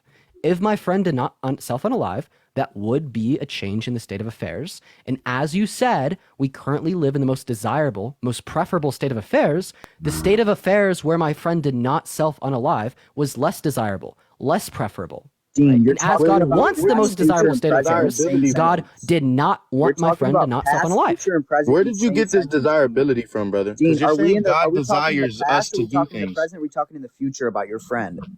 Because We're if you're talking talking about in the present, your friend is still alive, then no, it wouldn't change the state of affairs if he didn't unalive himself. We're talking about in the past platform. And then also, Gucci, where am I getting the most desirable state of affairs? We already agreed that we live in the best possible state of affairs. The best possible state of affairs is the most desirable state of affairs to God, because God is all good and he wants a maximum amount of goodness. The best possible state of affairs is the maximum amount of goodness. So would you agree, Gucci? I'm talking to you, not platform, talking to you. Yes. If my friend did not self-unalive, would the state of affairs be different? So sure. You're ready. You're ready for me to answer your question. Okay. So now, you've agreed to this. You've agreed with me that the state of affairs would be different if my friend did not self-unalive. So would that state of affairs be the best possible state of affairs still? I think the state of affairs, right, and the way you use this word, right, I think that we have to understand that regardless of any bad that happens, God's state of affairs will always be good. Because we have to understand that in the situation, in the moment that took place with your friend, you're not getting it. How am I, brother? You're not even giving me a chance to answer, brother. You could try, but you're just responding. You're not responding to the all right, so then let's do it this way. Establish a criteria on how you want me to answer this question. Don't just say a question and then when I try to iterate the way that I want to articulate this, you tell me no, that's not the way I want you to answer it. So tell me how you want me to answer it then, Dean. He's not engaging. Even Brody in the comment section agrees with you. Like you're not really engaging with me on this point. Oh, hey Brody. Let's hear Brody answer the question really quickly then. Yeah, Brody, you answer the question if he's not engaging, because I think his answers completely make sense. So go ahead, Brody. Okay, Dean, ask me the question. Do we live in the best possible state of affairs? Yes. If we lived in a state of affairs where my friend didn't self-unalive, would we still live in the best possible state of affairs? No. No. See how easy that was? That's it. I love Brody. I fucking dude, I'm telling you. We already gave this, Dean. I already answered no for you. I don't know what you're freaking out about. All right. So if we wouldn't live in, so we already agreed that God desires the best possible state of affairs, and God does not desire the not best possible state of affairs. And as my friend not self-unaliving is not the best possible state of affairs, and as my friend self-unaliving is the most possible state of affairs, God desired my friend to self-unalive. God did not desire my friend to not self-unalive. Okay, so I don't think God desired that for your friend, but I think that let Brody answer, because apparently this dude's got a way different idea than we do, Gucci. So let's hear what he's got to say, honestly. Yeah, you can say that God desired the state of affairs without saying that God desires every individual thing to happen within the state of affairs. So like it could be the case that if God looked at two possible worlds, one of them has your friend unaliving, he could still prefer that world even without, preferring your friend specifically to unalive. I feel like this is an equivocation on what we mean by prefer. So when I'm saying that God would prefer my friend to self-unalive, we're talking about all things considered. Like the vaccine example I gave earlier, the skin patch and the needle. The needle is much more effective than the skin patch. I wouldn't prefer that people feel the pain from the needle, but all things considered, I would say that pain was preferable because it would yield the maximum amount of goodness that would be the most effective vaccine. So similarly, God would prefer the best state of affairs. You could say in another sense, maybe, that God wouldn't prefer my friend to self-unalive, but you'll have to be equating on that term. That's an equivocation. Yeah, you wouldn't want this to happen given no other sets of things occurring, I think right? But he would want it to occur given all things, right? So I think like with things with vaccines, right, I think we have to understand, right, that God gave us the ability to imagine and put things in front of us. Our imagination is one of the greatest gifts God gave us, right? And I think with things like the vaccine, these are the ways that we figured out the most effective way. Obviously, God knows the answer. Doesn't mean he's just going to give it to us. And that's why you have these multiple choice answers. Like you can do the skin patch. Dean, listen to somebody when they speak.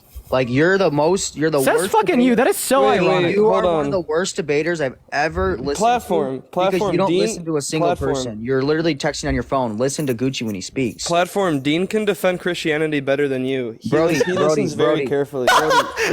Brody, please don't. I'm sure you're a non-denominational Christian, dead right? serious, bro. You want me to roast you too, Brody? Brody, you saw that live the other day? You were there, huh? Yeah. Oh Brody, my gosh, do you want me to? Brody, what is brothers, let's demonstrate love amongst one another. Do you want me to unleash my roast card? I'm gonna do it. I'm gonna roast you. There's no need for us to fight against one another. I think that we should all love each other here, and I think that we're all, at the end of the day, regardless of them bashing God's name, I think at the end of the day they are looking for answers, and they're on these lives every day for a reason, regardless of the money. I'm pretty sure they want to come to God. We need to present it to them in a way that they can digest it and accept it and be satisfied with an answer. I think that us fighting against each other is not going to help anyone here. Agreed. But Brody, we may disagree. if I'm calling Dean out for not listening, then just keep your I'm mic. not going to let you call out someone for not listening. True. I can call somebody out. As a Christian, if you want me to call you out, Brody, I can call you out. I guarantee he could restate your position back to you more clear than you Brody, can. what does Matthew 16:18 say? You're such a strong Christian. Let's hear what Matthew 16:18 says. I bet Dean could tell you before you could. No, I'm asking you. I'm just saying you shouldn't be throwing strays at people. Wait, what does Matthew 16:18 say, Brody? Dean is very clearly listening. By the way, Matthew 16:18 says, "And on this rock you shall build my church." Jesus talking to Peter. Just saying. Yeah, he's trying to get me for being a Protestant. I already know why he brought that up. Of course I am. Of course I am. Go ahead, Dean. Go ahead. Messy, bro. Okay, about the vaccine thing, I actually think this is a pretty interesting example. So I would say, like, even if I desire for my child to have this immunity to a disease, that doesn't mean I desire for them to experience pain, right? Like, I can say I will allow something that is undesirable if it means for a greater, value in the end. Maybe we should use different language. You'd say that they should experience that pain, though, right? Like all things considered. Yeah, but I wouldn't say that as like a moral should. I would say that as like a practical should. I actually no, because it's good for them to get the vaccine. That would be a normative should. No, but yeah, the vaccine is maybe probably a normative or a moral should, but the process by which to get there would be just pragmatic. So if I use should in that situation, like they should, get their shoes on, they should go to the car, they should go to the doctor. Like none of these are moral things that they're doing. It's just pragmatics. I think that in the context of God, we would say it would be goodness, or this normative sense of should. Why? Because God is all good. His primary motivation or concern in his decision-making process is going to be goodness. When God says something should occur, right, we're saying that it should occur in the sense that it's all things considered good. So, like, similarly, right, in the same way God would say you should get this vaccine, right, even if it causes you a little bit of pain, that pain is all things considered good because it would bring about the maximum amount of goodness. Well, we'll just conflate that from the vaccine to the Holocaust or child rape or kitty fiddlers. Yeah, again, I just don't think you can make this jump. I think that God absolutely can be all good and not, like, make any evil decisions or have any moral flaws or anything like that. But he can still desire for certain things, or say, like, the best way for certain things to happen would be, like, the practical way.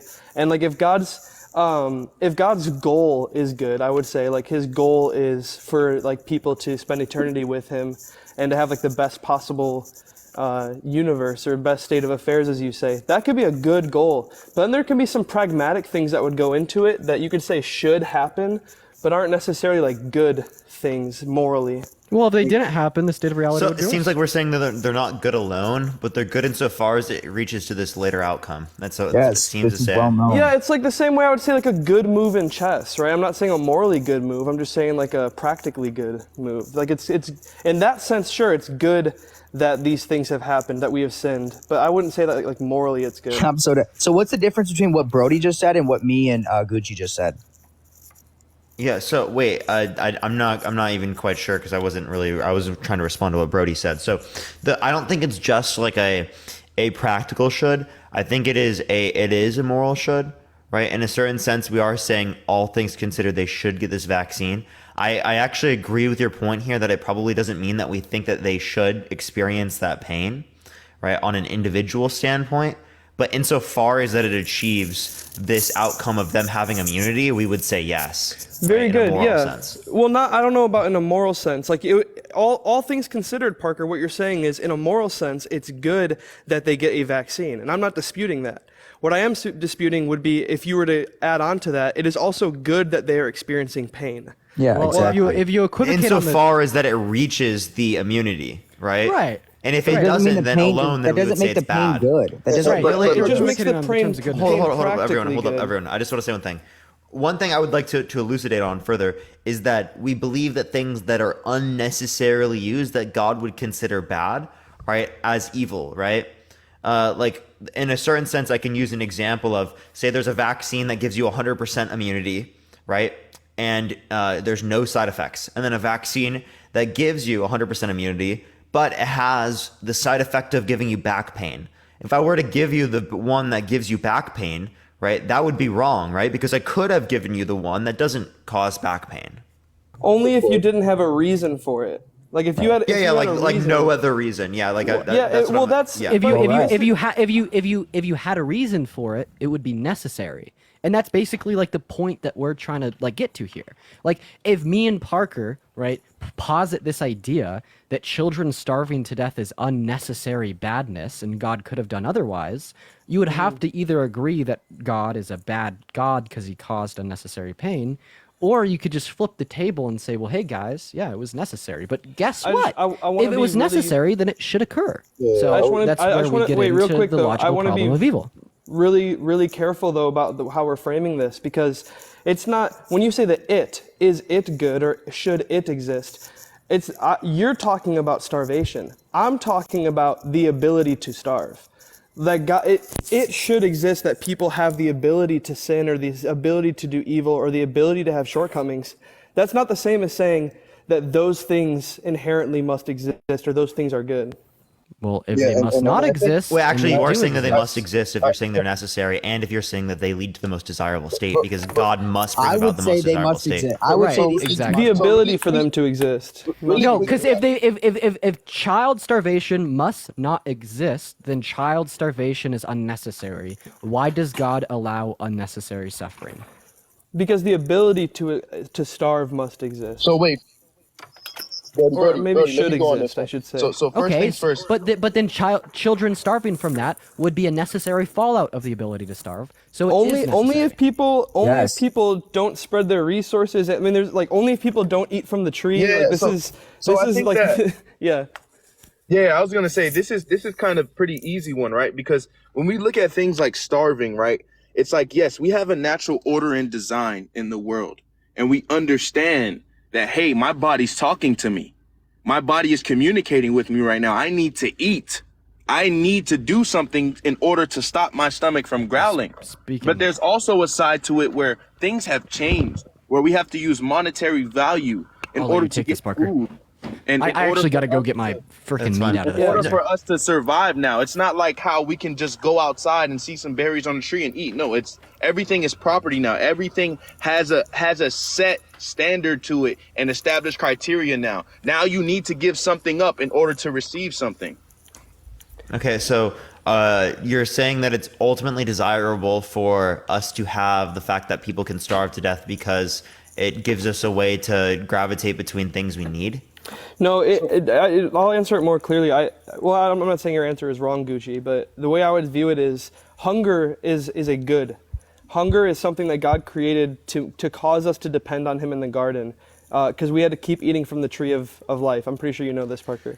So this was like a mechanism by which we were inclined to depend on God, which is a good thing. That sounds like manipulation then, right? Like if I created particular circumstances with the intentful reason to then make you depend upon me so that you listen to me to a greater degree, right? Couldn't that be viewed as manipulation? I mean, or it can be viewed as parenthood.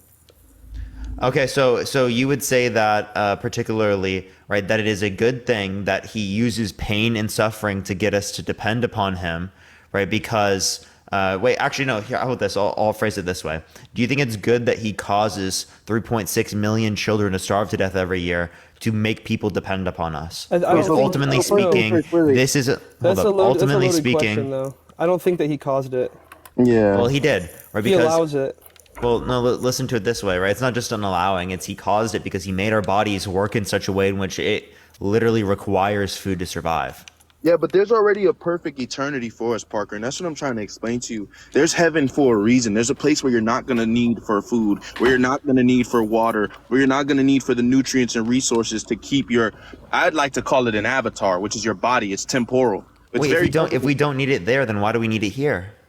We need it here because this is the test. This is where you're being tested. Okay. This is to see who you truly are. This is to see your heart. This is To see who you truly are. But didn't God know our heart prior to us existing? Exactly. So why does he need to test us if he already knows everything about us? So this is the thing, right? Like if a professor knows exactly what you're going to answer, knows all the answers you're going to put on the test, there would be no reason for them to give you the unless test. Unless there's value in taking info. the test.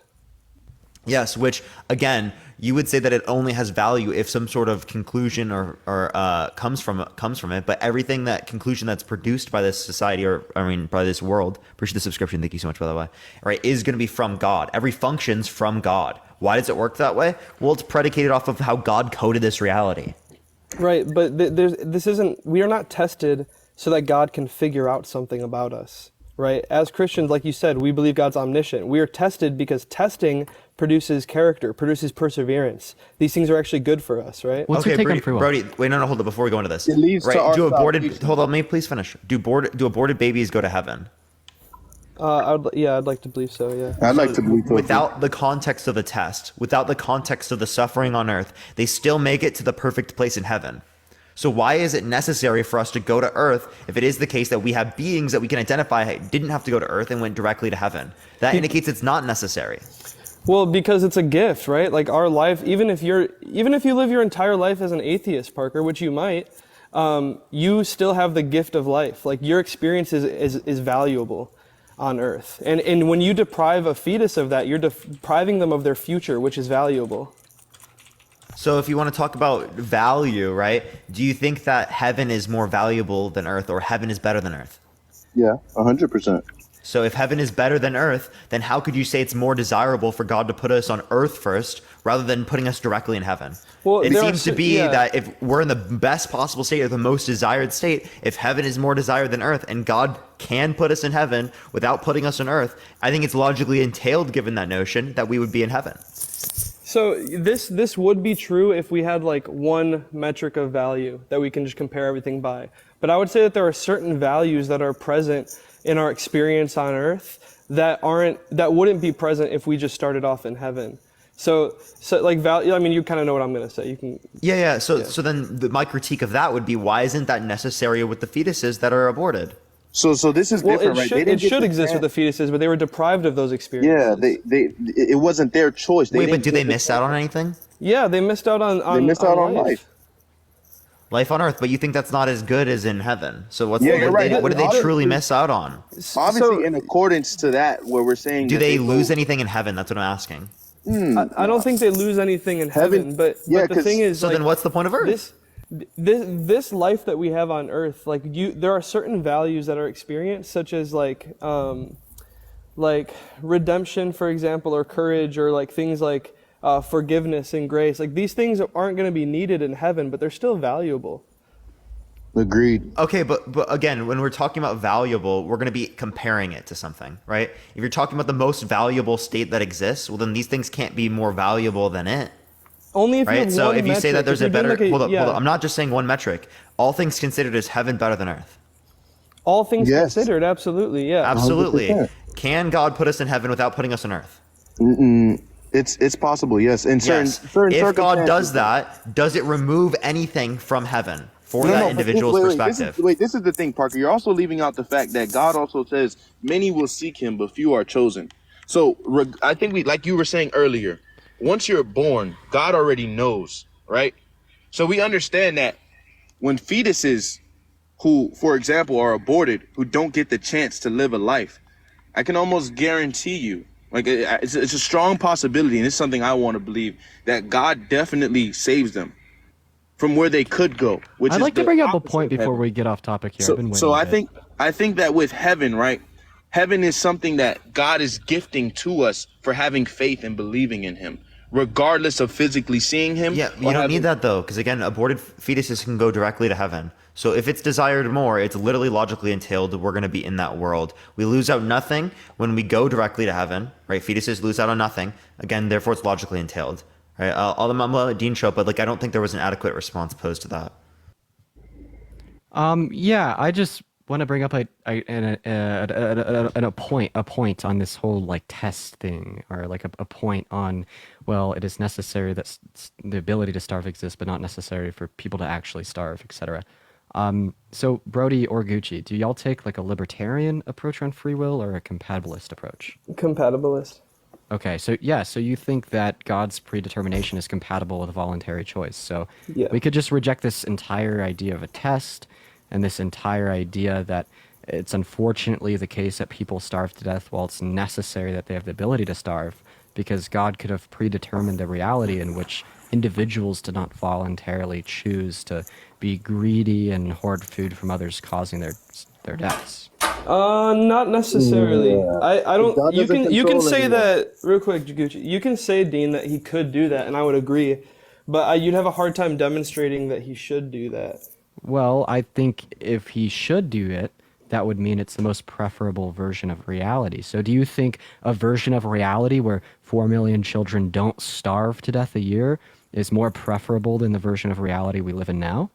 I don't know. I don't have enough information to make that decision. Well, I think you do. The reason I say that is because you think God will always do what he should do.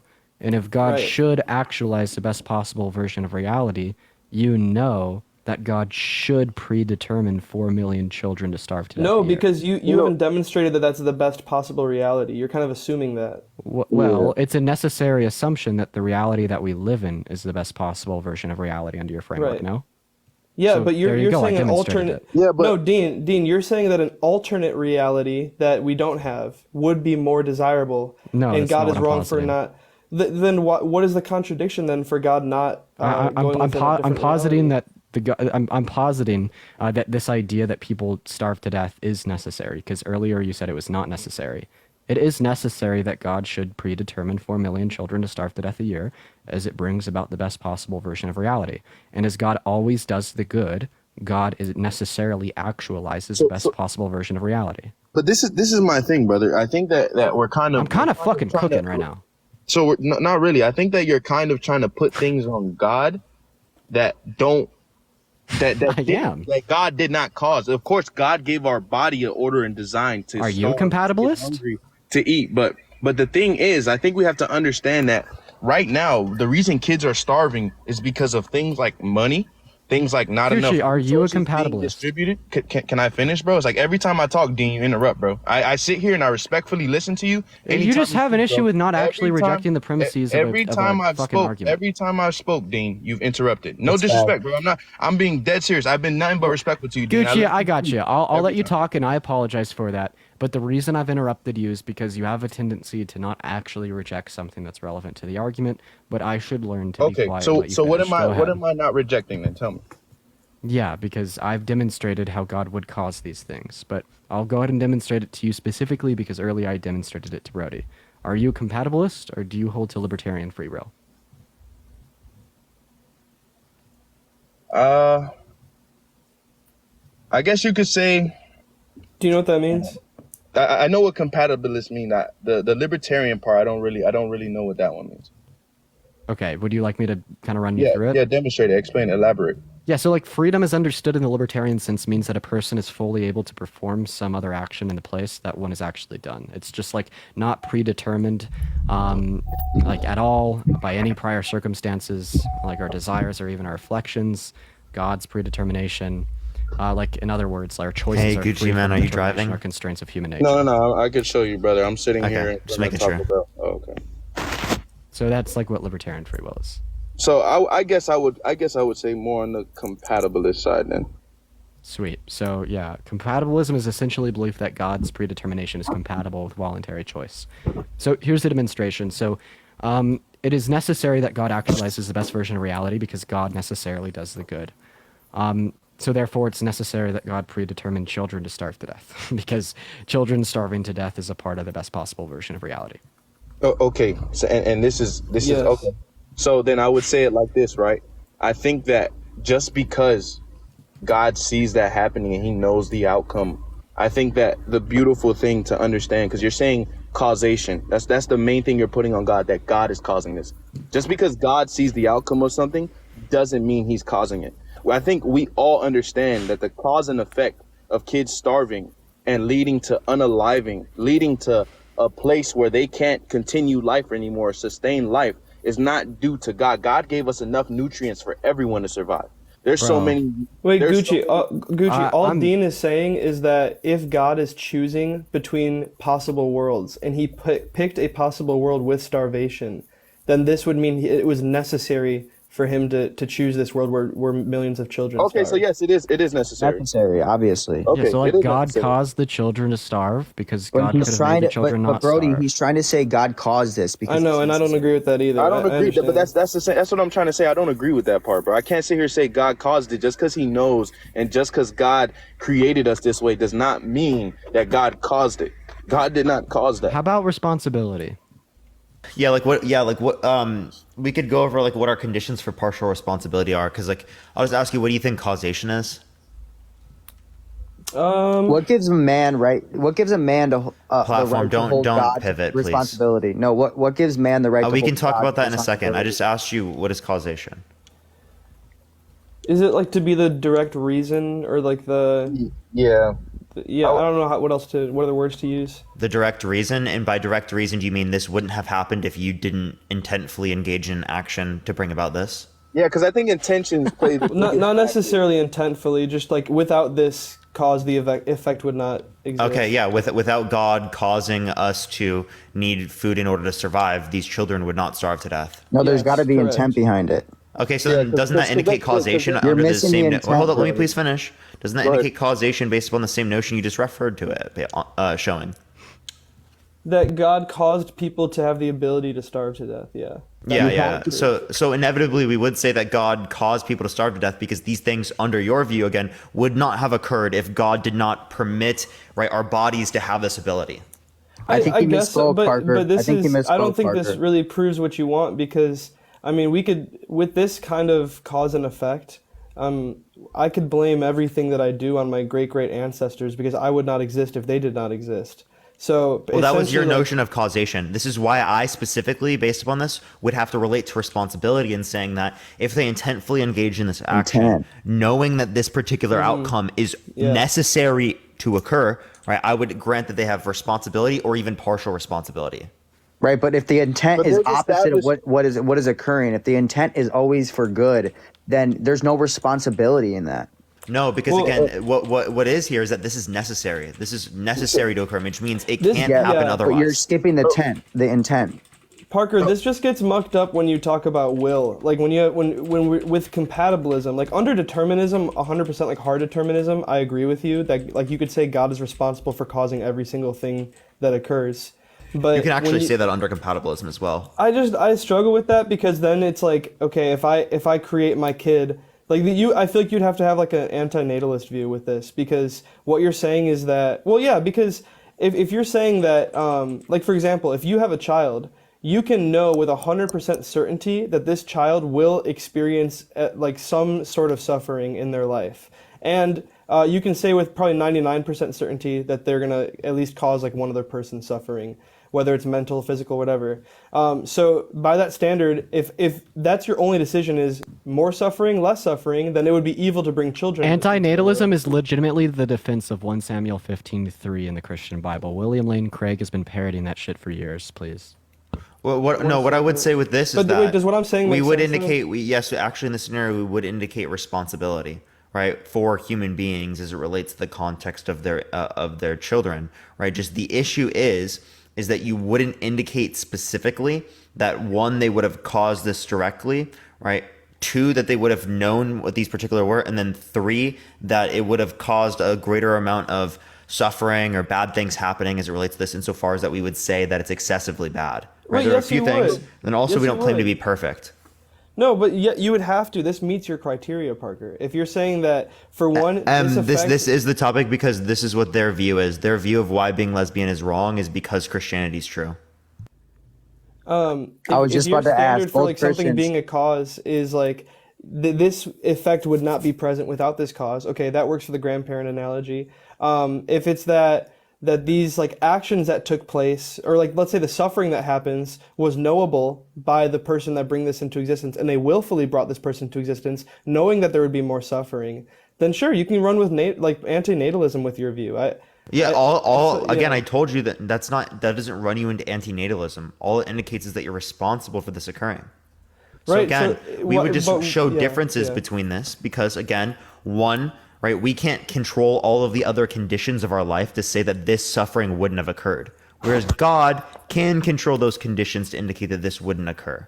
So you see how God, again, yes, but this is the thing God's goal was.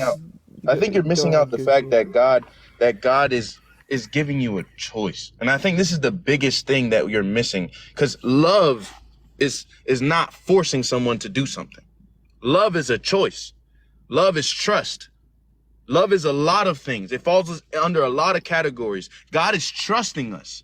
God is loving us so much that you can come on this live today and blaspheme and say things about God that may not be true because you don't have an understanding. It literally proves that. Gucci, I'm sorry. How many times have you told me you're just not taking into account free will? Dude, are you fucking serious? Not free will. No. We've literally been having a conversation. On, bro. I just want it to be understood for Gucci. This entire conversation stems from this idea of compatibilist free will and how this would put responsibility on God. So in this sense, your version of how you understand free will, right, is why God's responsible. So this is the thing, right? You're saying free will. I didn't say that. I just said that God doesn't force you to do anything. It has nothing to do with free will. It's the fact that you can do whatever. You did explicitly say free will. I did not say free will. I said the choice. I said you have a choice. At the end of the day, you have a choice. Not what you're relating to, free will? When you say choice, that's what free will is. You can take it and digest it that way. But what I'm saying is, and I'm pretty sure you did say free will specifically. So for example, right, the same analogy that you use where you talk about the mom and the 3 kids and that she gives them nutrients for them to survive for the year. There's already an established criteria that you shouldn't do this, you shouldn't do that, and that you shouldn't come against each other, blah, blah, blah, right?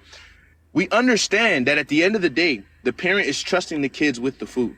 And if one of them decides to be greedy, which is something that is forbidden in the Bible, to be greedy, it's very evident that you can't just sit here and point to God and say it's God's fault when God is telling you what not to do, and that if you do this, it can lead to these things. So it's like you're missing out the fact that God is giving you a pre-template on how to live your life. So Gucci, and if you choose to live it the way, go ahead, Dean. You just can't live without talking. Go ahead, Dean. No, clearly he likes to hear himself. That's why I said something. Respectfully, Gucci, we've heard you make this argument 15 times on this live. And you haven't beat it once. We've heard this same...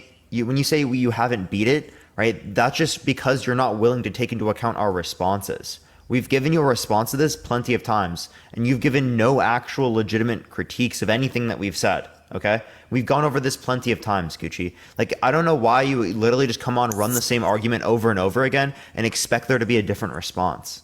So, because that's my point. You can't give a different response because this is my thing, Parker. You can't give a different response because the truth of the matter is that there is set standards that God set. And this is the one thing that you leave out of all these hypotheticals, is that there is a standard set. God already showed you what to do with this. And if you decide to do it your way, then you will find out that we haven't left it out. We've already I gotta get running. Plenty of ones. No, don't run yet, Brody. I appreciate you for coming up. Oh my Let's God. talk again. He's scared. Brody, don't run. I have a question for you. Brody would fucking dog walk you. Brody, I have a question for you. What's up, platform? I actually want to know what Brody thought on my... Okay, I can take one last question. Do you think being lesbian is wrong? It depends what you mean by being lesbian. Acting on lesbian desires. Yeah. Okay. Do you believe everyone's you can be saved through faith alone? Yes. So do you think a serial unaliver could be saved through faith alone? According to James 2, that's not faith.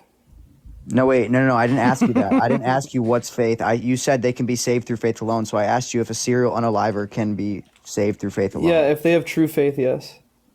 So somebody who has true faith and they're unaliving a massive amount of people, would you just say that's not true? That's not, yeah, according to James 2, that's not true faith. Okay, well, I would just argue that we have objective morality, or we have mortal sin, and there's certain sin that puts your soul to death. So you need to read your Bible more. That's all I'm gonna say. Continue. All right, cool, bro. All right, I'll see you. Look into the transubstantiation of the body. Hold on, platform. Let me ask. I'm not gonna ask you anything. Yeah, Brody. Look into cannibalism, bro. Look into the transubstantiation of the body. I was gonna say, how do you feel, Brody? How do you feel about the take I just gave Parker and Dean? Because they're saying that it's basically incoherent. What do you think, Brody? I think what you were saying. We've already given you a response, and the fact that you listed none of our responses yet, I've given you. Parker, I've heard. I know your point. Gucci, I want to hear what Brody.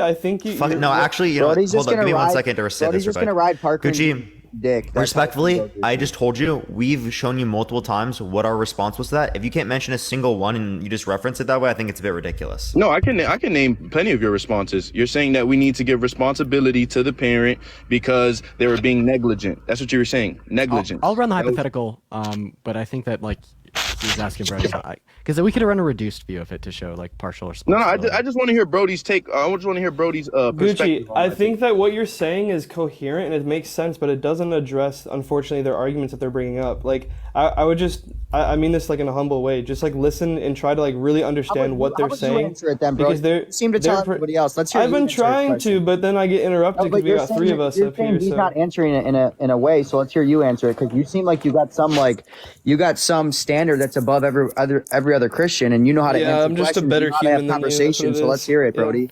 Can I make it clear that I think Brody is just as wrong as you guys, but he actually can track and follow an argument? Yeah, no, I think we all are tracking. I think it's funny when a Christian comes up here and tries to say another Christian's not tracking to make he's good faith. He actually tries to respond and address the arguments in a good manner. That's why you left. Who just got? Did he just get fucking violation? Why did Brody get a violation? Bro, rip. I got a flash, he got a violation because he comes up here and he talks to Christians down on Christians because he acts like we're not tracking when he's answering the same exact questions. Can you stop being dude? Like, to be totally honest, platform. That was one of the dumbest things you've ever said in my life. I don't. He didn't care, get banned for that. He got banned because TikTok is a terrible over moderation system. I just you know don't that care. platform. Great. You just made a dumb point for no reason. I get banned every day. Get over it.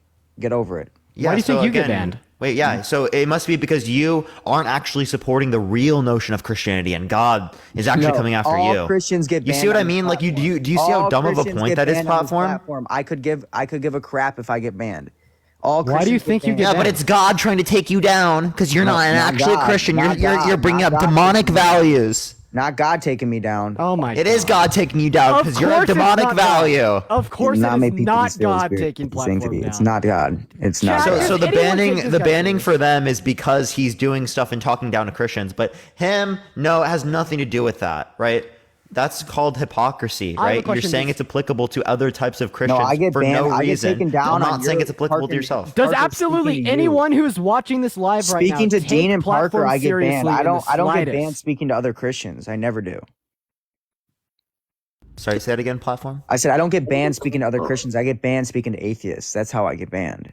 You've gotten banned speaking to Christians on my live. When? Give me. Remember when I had you debate other Christians and you got show banned? Me? Yeah, show me. Do I have to pull it up? Dean was there. Yeah, Lowen, I appreciate the $10. Thank you so much. I appreciate it, Lowen. There's not one person saying they take platform serious. There's not one singular person. Dean. Actually, here's the question: if you do not take platform serious, can you type a 1 in the comment section real quick, everyone? Just type a 1 real quick. The comments have been hating since I came up. The comments, I don't care about your little trolls. That doesn't affect me. Your minions don't affect me. I have God in my life. I have the Holy Spirit. I don't need your minions to be sitting here saying that. It doesn't bother one person. Oh my God! Keep those ones coming in, Shell. Let's keep it going. Keep the ones coming. I don't see 1, 2. There's not. Oh my God. Oh, I see a few 2s. So what I'm going to ask, once again, Gucci, I just want to ask you this question because I no disrespect when I ask this. I just want to know why you guys walked away from the transubstantiation of the body of Christ. If you know our church fathers and the original teachings show the transubstantiation and it was doubled down in the Bible multiple times, why do Christians walk away from this? Why do? Because they don't want to be cannibals. I didn't ask you, Dean. Wait, so They don't want to eat God's flesh, bro. Dean, it's really Jeez. disingenuous when you have millions of Catholics in the world, and then you sit here and say we're cannibals. You're calling if me you want to have a real disingenuous? debate, By definition, you're a cannibal platform. Yeah, I don't care. In my definition, you guys can you are causing, platform? Can you just define cannibal for me? Genocide of the unborn because you support your pro-choice. Yeah, platform. So, can you define cannibal? Really so Gucci, could you answer my question? Platform. Can you define cannibal for me, please? Parker. This is a stupid. This is my problem with you guys. I'm dropping if you guys just keep running. Go ahead and run. I don't give a shit. Oh, he's so angry that he's so angry that he's a cannibal. Platform. You think I care if you drop? It's not an airport. You don't have to announce your departure. No one cares. Womp womp. Cry. Please, Dean, go back to school. Gucci, could you just let me ask? No, you said you were dropping. Why aren't you leaving? I said if you keep asking me these dumb questions. You're not actually gonna drop. You were just crying. Okay, got it. Continue. Dean, you're insufferable. You are honestly. That's you look funny like, coming from you. Dean looks like Ferb. I look like I look like who? Okay, Ferb. Yeah, Ferb from Phineas and Ferb. You know exactly what I'm talking about. I mean, wait. I mean Candace. I mean Candace. I don't even mean Ferb. I mean Candace. So really quick, platform. What was being denied? Yeah. So my question is to you: Why are you a non-denominational Christian or? I would say, obviously, I don't know what denomination I would fall under. I just think that Jesus never told you to follow Christianity. He told you to follow him. No, 100%. But we are Christianity, right? Jesus is Christianity, right? Drop and come back. I said the B word. Yeah. Would you say that, right, Gucci? I would say in a circumspect, yes. Yeah. So why did we walk away as Christians? I didn't walk away, but why did many Christians walk away from the transubstantiation of Jesus Christ? I couldn't even tell you, brother. Honestly, I know a lot of Christians can't even tell me this There's a lot answer. of people that a lot of Christians won't. They won't. Actually, platform. I got a perfect answer for you. Sure. There's people that preach the word of God for the world, and then there's people that preach the word of God for what it is. And I think that's the best answer. Gucci, that's not really an answer to my question. Back in the old days when Christians were being persecuted and crucified on the crosses or whatever, after the resurrection of Jesus, we saw the practice and we saw the understanding that you should be taking the body and blood of Christ as it literally is Jesus. So I don't understand that's an answer to my question. Because what I was basically saying was there's people that bend the word of God so that way they can live. Right, but Peter bent. Would you say Peter bent the word of God or Paul? Paul the apostle? Yeah, or Peter the apostle? I don't think so. Okay, so why are we not following what they were practicing after Jesus' death? I mean, I'm going to be honest. I think that the Christianity has been perverted. But hey, I'm going to follow you and we can discuss this on our own time. Yeah, for sure. Yeah, Gucci, I would love to discuss this with you. It seems like you're open to it. Look into, just my only thing I would say to you is look into the transubstantiation and look into our church fathers and their church teachings. All right. So I got you, brother. I already followed you. We'll get back on topic. All right, I'll follow you. Let's go back. So, hey, real quick. Taylor Lautner does my from Timu, microphone do you have not work? anything else for us here tonight? Are you talking to me, Dean? Yeah, I'm talking to you. Taylor Lautner from Timu. Do you have anything else for us tonight? You got me, Dean. Dean got roasted. Now he's trying to find anything. Dean, I got I look like Candace. I got Name like the a million resemblance. more roasts for you that would really hurt your spirit. Oh, pulling out the roast card. Wait, we're not third graders playing Yu-Gi-Oh, sir. Let's get back on topic, brothers. Let's get back on topic. So I'm gonna be honest. I think Pikachu. Go ahead. So I think that we should get back to the main discussion because a lot of people want to hear us talk about the LGHD TV community. So let's get back to that topic. The fuck did you just say? Here, Dean, you can respond to this. My microphone won't it keeps staying on this and it literally won't. Give me one second. Man, you're good. I get that. That happens a lot. Dean, I think the comments are saying you're from Wish, but go ahead, Gucci.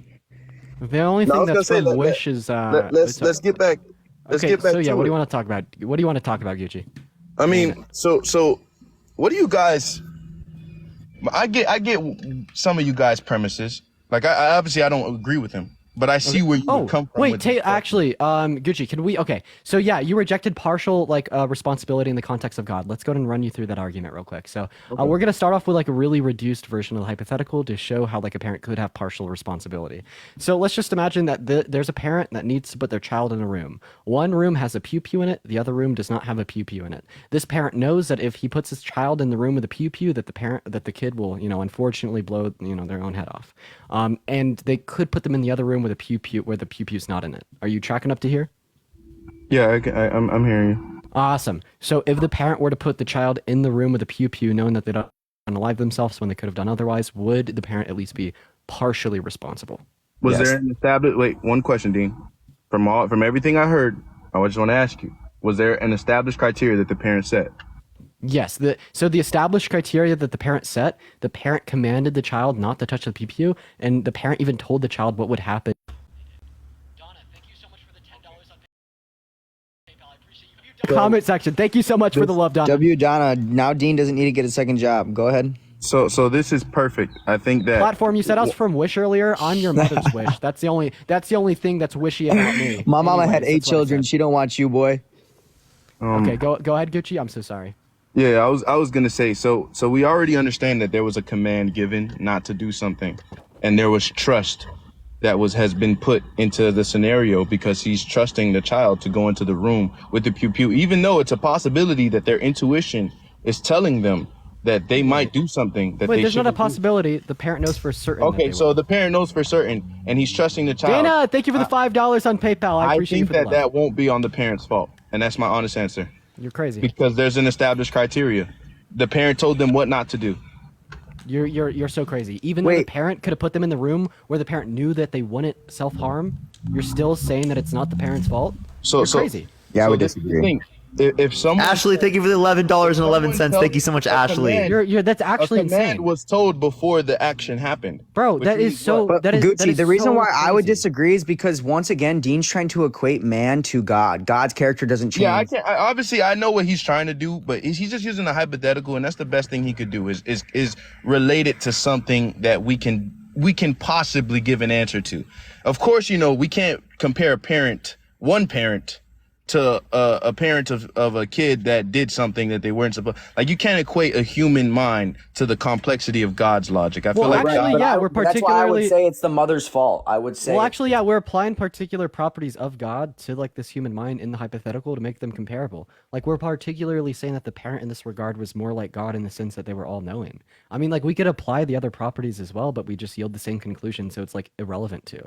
But like the point here is that the parent would be negligent if they gave their child the pew pew knowing that they'd self-unalive, even if they told them not but that's to. it's not negligent, because when you use the word negligent, they're not neglecting their child. They're not telling their child they don't want their child. That's not what they're doing. Neglect doesn't have to do with the command that's given to the child, dude. That's just craziness, man.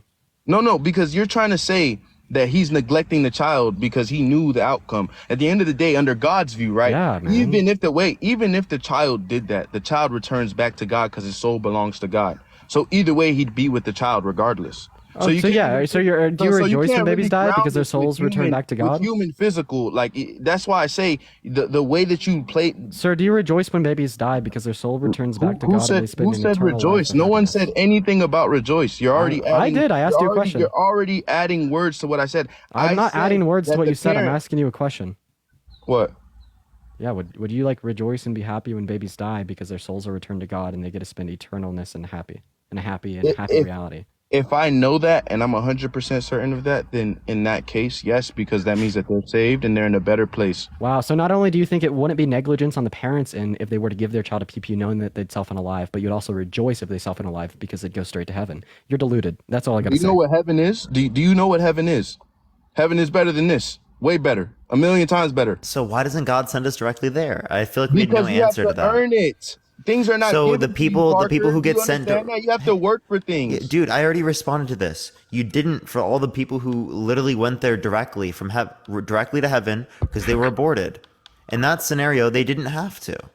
So you're special pleading. So then if you were aborted, then that means you wouldn't have to. So how about you restart your life again then? How about that? No, I'm not asking for myself to be put in heaven, dude. You're misunderstanding my point here. What I'm trying to demonstrate to you specifically is that God, if he puts us in the most desirable state of affairs, if we identify a state of affairs better than the one that we exist in, right, he would have put us there. Simple. Bro, I think you're the hands up. Thank you. I think you're misconstruing what God stands for. I really tell do. me what I'm misconstruing. I think that you just think that, oh, because there's a scenario that happens where you can go to heaven this way, you obviously don't need to come. No, obviously something was done wrong to the child, right? We understand that the child didn't get a chance to live his life, right? So you can't equate that to a human that is naturally walking this earth and deciding to do disgusting things that they do. No, dude, I'm not equating anything here. What I'm trying to show you specifically is that it is the case that it's not necessary, right, for us to go to earth. So if I can just demonstrate it's not logically necessary and that God could have done it, right? I can demonstrate that your God doesn't. With your hypothetical? Dude, I like how you literally cried about people cutting you off, and then every single time I spoke, you've cut me off. I apologize, Parker. I'm wrong. Continue. Yeah. So again, if I can indicate that there is a state of affairs that is more desirable than the one we're in right now, and God could have put us there, that indicates your God doesn't exist. Because what we see in reality is not going to happen, logically speaking, if it is the case that your God exists. Okay, so when you say necessity, when you say necessary, when you're using that word, right, that means it needs to. So in this situation, it's not that the child didn't need to live life. It's the fact that his life was taken from him because someone made selfish decisions. So you can't equate that to necessity because there was no necessity involved with trying to live a certain life. You're already like, that's why I say your hypotheticals kind of throw me off, because you're sitting here and you're trying to equate an abortion, which is a cause and effect, which is an action. There's something that has to be done there in order for them to avoid this game of life. It's not like, hey, dude, I'm just demonstrating that it's logically possible. God can do anything that's logically possible, right? God can do anything 100%. If I identify that this is logically possible, God can do it. That's all that's relevant for demonstrating there. I'm not like comparing anything else there. So then in that situation, that is possible. And that's specific Platform, did you just do something immodest on the live? Don't get it. Platform, you literally just showed yourself shirtless. No, that's immodest. No, Dean, don't get it twisted. That's immodest, Platform. Don't put a belly on me, Dean. Don't put a belly on me. Okay. Please let Gucci say what he was saying. Go ahead. So abortion, we already understand that abortion is something you shouldn't do. And I believe intentions play a factor, because you can't just sit here and say that, oh, this person didn't get to live out his life, but he automatically gets to go to heaven. So it's proven that God could logically take us away from this and take us straight to heaven. That's what you're trying to equate here, right? You can't equate that's logically possible. All that it does is demonstrate that it's logically possible. It's possible. Okay, well, you just conceded then. But this is my thing, because you're bringing up hypotheticals. Anything is possible in a hypothetical, brother. No. For example, is a squared circle possible in a hypothetical? You repeat that again? Is a squared circle possible in a hypothetical? Bro, where are we going with this? Obviously, a squared circle is not possible in a hypothetical. But where are we going with this? Because you're bringing. So I just demonstrated it is possible. If it's possible for God to be able to do it, God could have put us in a better state than he did, right? So he didn't put us in the best possible state. So you can't say he put us in the best possible state and he didn't simultaneously. No, I think that this is the best possible state, and the state of affairs that you're trying. So then heaven's not better than this. Wait, no. Heaven is better than this. Obviously, heaven is eternal paradise. That's an eternal place with God. Earth was created perfectly in its order and design, the way that the world works. Everything has a balance. When God created it, it was created for good purpose. Humans perverted it. So my main point is, when you try to prove relation between the fact that something that was aborted, which you guys claim babies aren't life, I think that life happens. Wait, no, we never said that. I believe life begins at conception. Okay, I don't know where you believe life begins, Parker. My main point is that what you're saying is you're trying to relate the fact that an abortion happening proves that we can all live in a way that we can just go straight to heaven without living this game of life. My point is that it's not necessary to go to earth, because if it was necessary to go to earth, well, then they wouldn't have been able to go directly to heaven. It's obviously necessary because the baby was in the womb of the mother, yes or no? So once it's aborted, that means it was on Earth. Yes or no? Okay, so then again, you would So say you're that. you're already contradicting No, hold yourself. up. No, I'm not. No, I'm not. Because again, when you're saying that you need the experiences on Earth, like people have to go through genocide, people have to go through all these bad things that exist in the world. People don't have to. Listen, Where do let you me get this finish notion of this. have to? Where do you get this notion of have to? Well, you're saying that we have to go on Earth in order to be able to reach this greater state. When did I ever right? say You're you have arguing. I'm not driving. Gucci, you're arguing that it's necessary. Really okay? quick for the people in the comments so they don't get your live banana. Brother, guys, I am not driving. I am in my car, sitting, motionless. That's a parked car.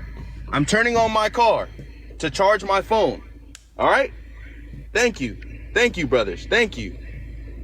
My God. You said it was necessary, so then I was just repeating that it was needed, given that it was necessary. Actually, you established when saying that it was necessary that you were saying that it's needed. So I was simply just referring to that, but it seems like you're going back on that now. Bro, bro, you asked me a question in a hypothetical. That's what you asked me. You didn't ask me. God does not say that you need to come to earth in order to be saved. I have a question. It doesn't say that. Nowhere in the Bible does it say that you need to be saved. You need to come to earth in order to be saved. It does not say that anywhere, Parker. So where it's do you not get this necessary. notion that I said this? Well, that's what you just said, right? Earlier, right? Again, if it's not necessary for us to go to earth in order to make it to heaven, well, then what that indicates to us is that God can send us directly to heaven. So if heaven is better than earth and God can send us there, right? Given that we exist on earth, he didn't put us in the best state of affairs he could have. That's all I'm saying, right? So it can't be the best state of affairs because for certain things are different for everyone. You do realize that we are all different. We can't sit here and be we can't be the same to one another. We just can't.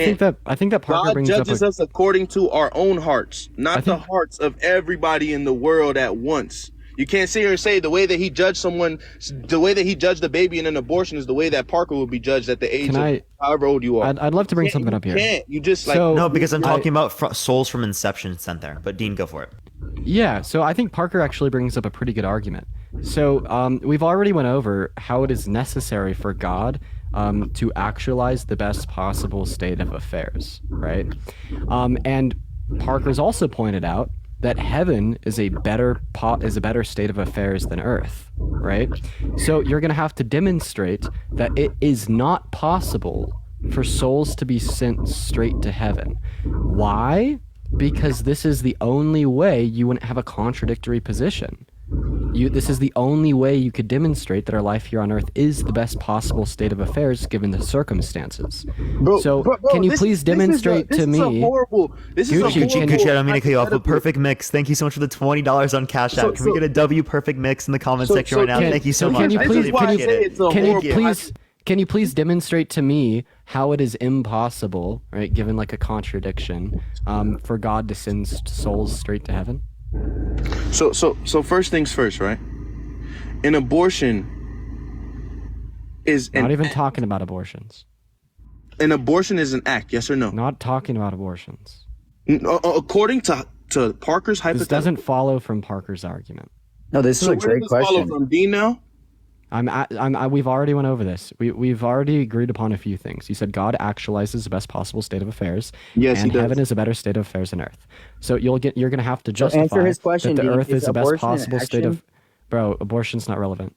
Yes, it is How relevant. is that? No. Bro, this is what I talk about. This is the contradictions you guys have. Because when you say things like abortion, what does that mean? It's a cause and an effect. Now, if you're sitting here, I can't talk to toddlers. It's not even that. When you're sitting here and you're trying to compare, I'm gonna go ahead and go over the argument once again. No, answer the question: is abortion an action?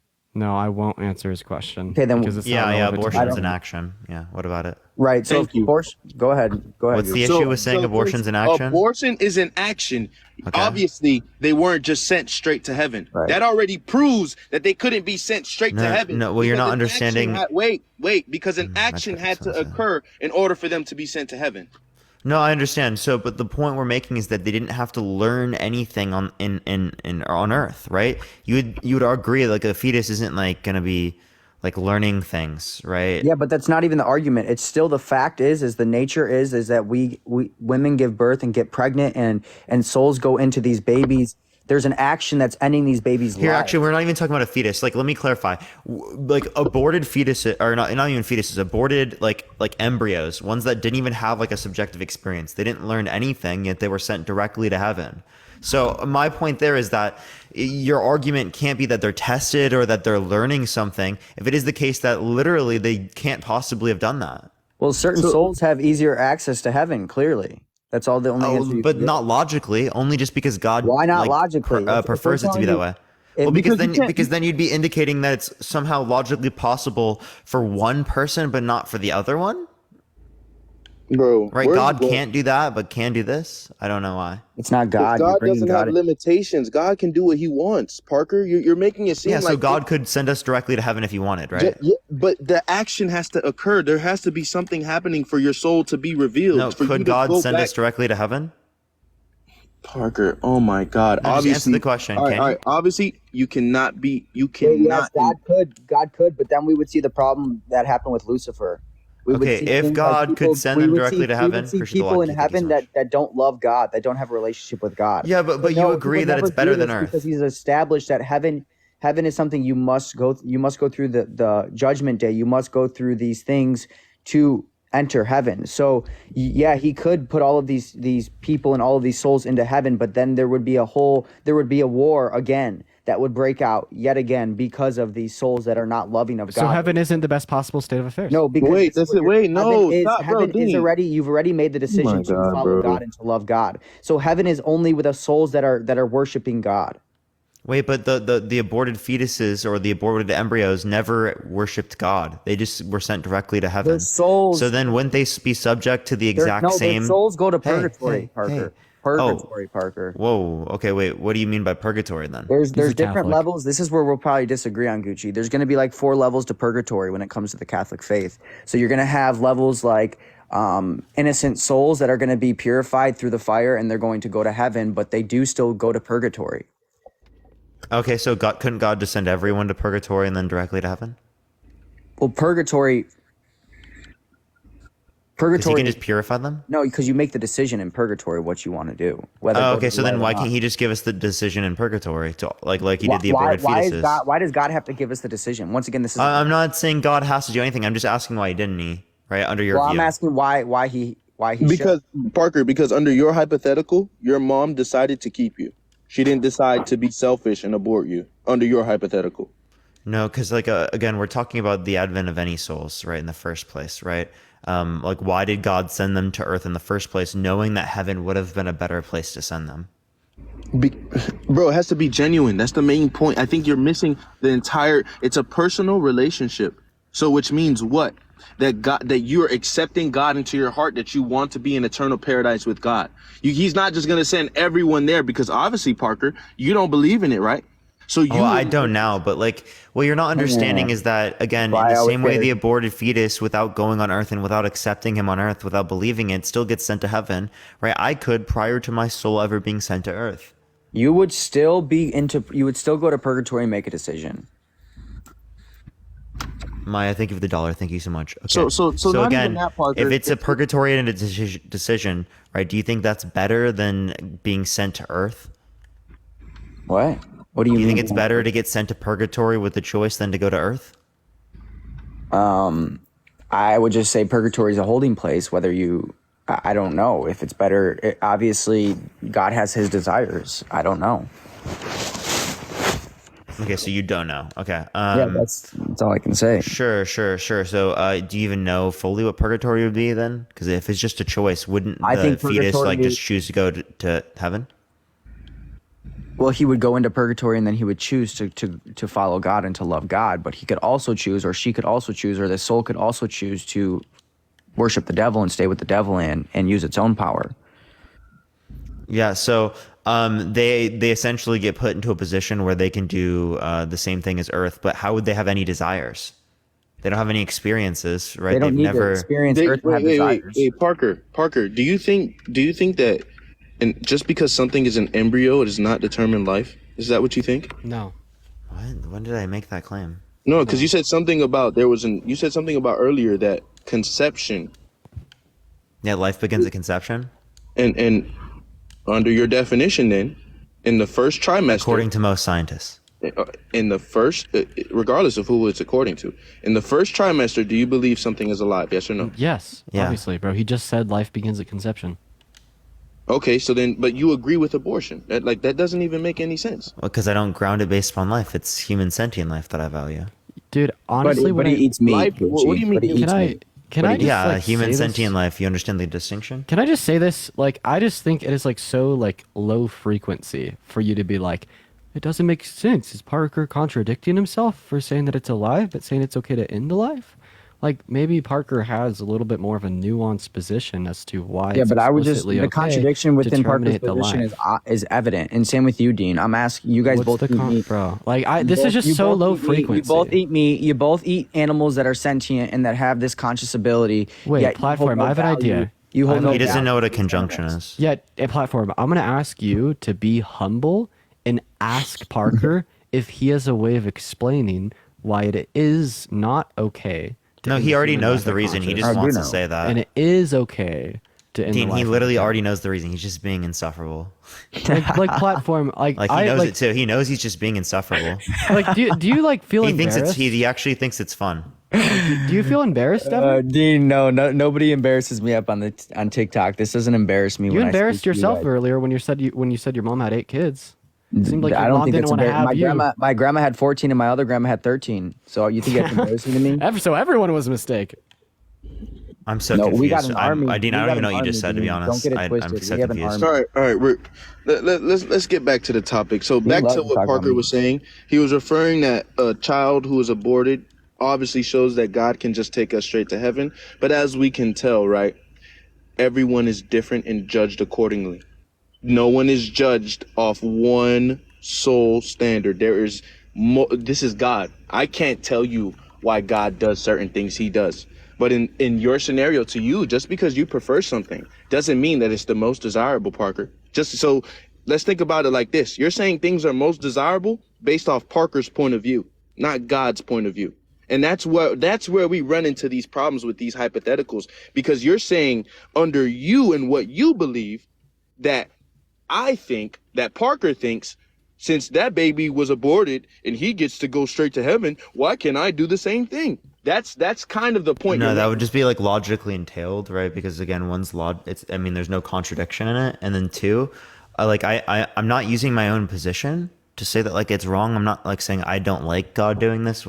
I literally asked you if you think that heaven is better than earth, right? Like I literally like specified in the conversation that I am not referencing my particular preferences there. I asked you, and I established the premise with you. Okay, so let's start back from the beginning. Heaven is better than earth. Now continue from there. Yeah, so if heaven is better than earth, and God is going to put us in the best state he can, appreciate the TikTok, thank you so much, and God can put us in heaven without putting us on earth, that just means that God doesn't exist, because it would have been logically entailed that we would be in the better world, i.e. heaven, right? Not earth. Parker, what's heaven's? Wait. You're saying you want God. Go ahead, platform. Go ahead. You're saying God wants us in the best state of affairs. Yeah, God wants us, but we also have the decision to make that possible as humans. We can choose God's wants, or we can choose. I think you're missing this whole piece to everything. So do you believe in libertarian free will? No, because this is where God sends us. But go for it, Dean. I mean, it'll just start like a new conversation, though, but right, something Parker? he just said was wrong. Parker. Like I'll just does God send us to heaven no matter what? No, not under your worldview. I'm just saying God could have sent us before the context of going to earth. And that point, we haven't sinned, so there's no reason why we wouldn't. I don't know. I don't know. I think we should have like an established debate in the next couple of days where we can actually get on YouTube and have like a no one platform. Can I haven't muted you this entire conversation. No, this is great. This has been great. Respectfully, I've let you speak. Yeah, I've provided an argument, and you've given me no response here today, platform. I've responded. No, you have not. You just like maybe we'll pivot and talk about like the fact that I want to set up a debate with them when we're currently debating right now. List it out what I've responded to, haven't responded to. What were we just talking about? Wait, tell me what I've done. What were we just talking about, platform? Why can't God send us straight to heaven? I'm not stupid. I'm not an idiot. So I answered your question. So then why are you asking me that when you know the question I said because, wait, you said I haven't responded to any of your claims, Parker. I asked you a question too. You didn't Wait, answer. so tell me, Dean, what did you ask me that I didn't answer? This is what you guys do. It's a bunch of deception. I will answer. I can't answer your question. You guys have a bunch of deception in your hearts. Keep going, Dean. Yeah, so you made the statement that God... I can answer this question very easy now that I think about it. Okay, so I can't. I can't tell him. Okay, sounds good. God clearly stated in the Bible, and this is why we can't go straight to heaven, Parker. Many will seek me, but few are chosen. That right there proves that you can't just go straight to heaven. That answered your question. So aborted fetuses don't go straight to heaven. So you're saying it's logically impossible for God to send us directly to heaven. Is that your view? No, you're already misconstruing my words. Yes, because you go to purgatory first. So what's the modality? Platform, I'm not talking to you. I'm asking Gucci because you guys have different views on this. Is it possible for God to send us to heaven directly? It is. God can do anything. There's nothing God. Maddie, I appreciate the 15-month subscription. Thank you so much. I appreciate it. God can do anything. Okay, that's all I had to establish. That's the whole relevancy of that point. Okay. Yeah, but so if that's already established, I just gave you an answer to your point. You didn't. Many will seek him. Garland, thank you so much. Many will seek God. Many will seek a relation. Many will seek Him. Yeah, but they don't have to seek it if it is the case that they were sent directly to heaven. Like that's what I'm not understanding. Because in this hypothetical, give me something where someone is actually just being sent straight to heaven. Because at the end of the day, an aborted fetus has to come to earth and be in its mother's womb. And the cause and effect of being aborted has to happen in order for him to be sent to heaven. So regardless of what you're saying, you're already. So now you're rejecting the premise. Position. Would you wait? So he's now rejecting the. No, I'm not. I'm not contradicting any position. And this is your view. You're now rejecting the premise that God can send us directly to heaven. So he seems to be accepting the idea that aborted fetuses can be sent directly to heaven, but he's kind of like not accepting the idea, like implicitly denying the idea that souls can be sent straight to heaven. No, what you guys? I don't. Maybe we could just play. No, Dean, hold on. I don't. So maybe we could just ask him that question. Dean, so Dean, this isn't your live. This isn't your live. So do you think that like a soul, right? You're not. You guys aren't understanding what he's saying, though. Gucci is saying that when a baby comes, I can't speak on it. When a conception happens and a soul comes in, and a soul becomes part of this human life, Ava, thank you for the subscription. It is now entered Earth. So now it has. Okay, I'm gonna go back to asking. It is on the material world, and now it can go to heaven. So yes, it goes platform. No disrespect. You didn't add anything to the conversation there. Can you let Dean finish, please? Yeah, it does. You guys just don't like to listen. You guys are dumb. So Gucci, do you think it's You guys think you're running TikTok, Sally? Thank you for the subscription. Thank you. So Gucci, do you think it's logically possible for like a soul to be sent straight to heaven? I think that. You know what? I personally think that. Under God, because God has no limitations, I think it is possible that maybe something can just go straight to heaven without having it. But actually, let me backtrack. Actually, yes, there is the Son of Jesus. I mean, the Son of God, Jesus. He was already sitting at the throne with God before anything happened. He said, before Abraham was, I am. So that proves, which I think, if I'm not mistaken, that someone can be sent to heaven. But I think that things have changed. Now there's a whole different way that things happen now. Okay, is it possible now? And I think this is why platform. Are you saying there's a different way things can happen? So like the logic of things has changed? Wait. Not that things. So for example, right? How did Lucifer become Lucifer? And this is why I think platform brought that up, because Lucifer was at the throne with God, and what happened? Lucifer was casted down because of what? Because he was going against God. So that already proves that now things have changed. Before, I think that it was that easy. I think you could just get sent to heaven. I mean, it's a possibility that you could sit with the angels and God, right? But we have to understand now things are completely different, because even Jesus had to come and show us a perfect template of life. So I think that it's completely different now. I don't think that the law So is it logically impossible? Wait, so God now? just prefers for it not to work that way then? Because it sounds like it's still logically possible, just God prefers people not to get sent directly to heaven, which tells me then that heaven is not better than earth. No, Finn, thank you so much for the galaxy. I appreciate it. Thank you so much. I appreciate the galaxy. I mean, to be fair, like one could say heaven is better than earth, given like the certain condition that souls are sent to earth first. But heaven would not be better than earth, given the condition that they weren't. Right. Is that your view? Mine or Gucci's?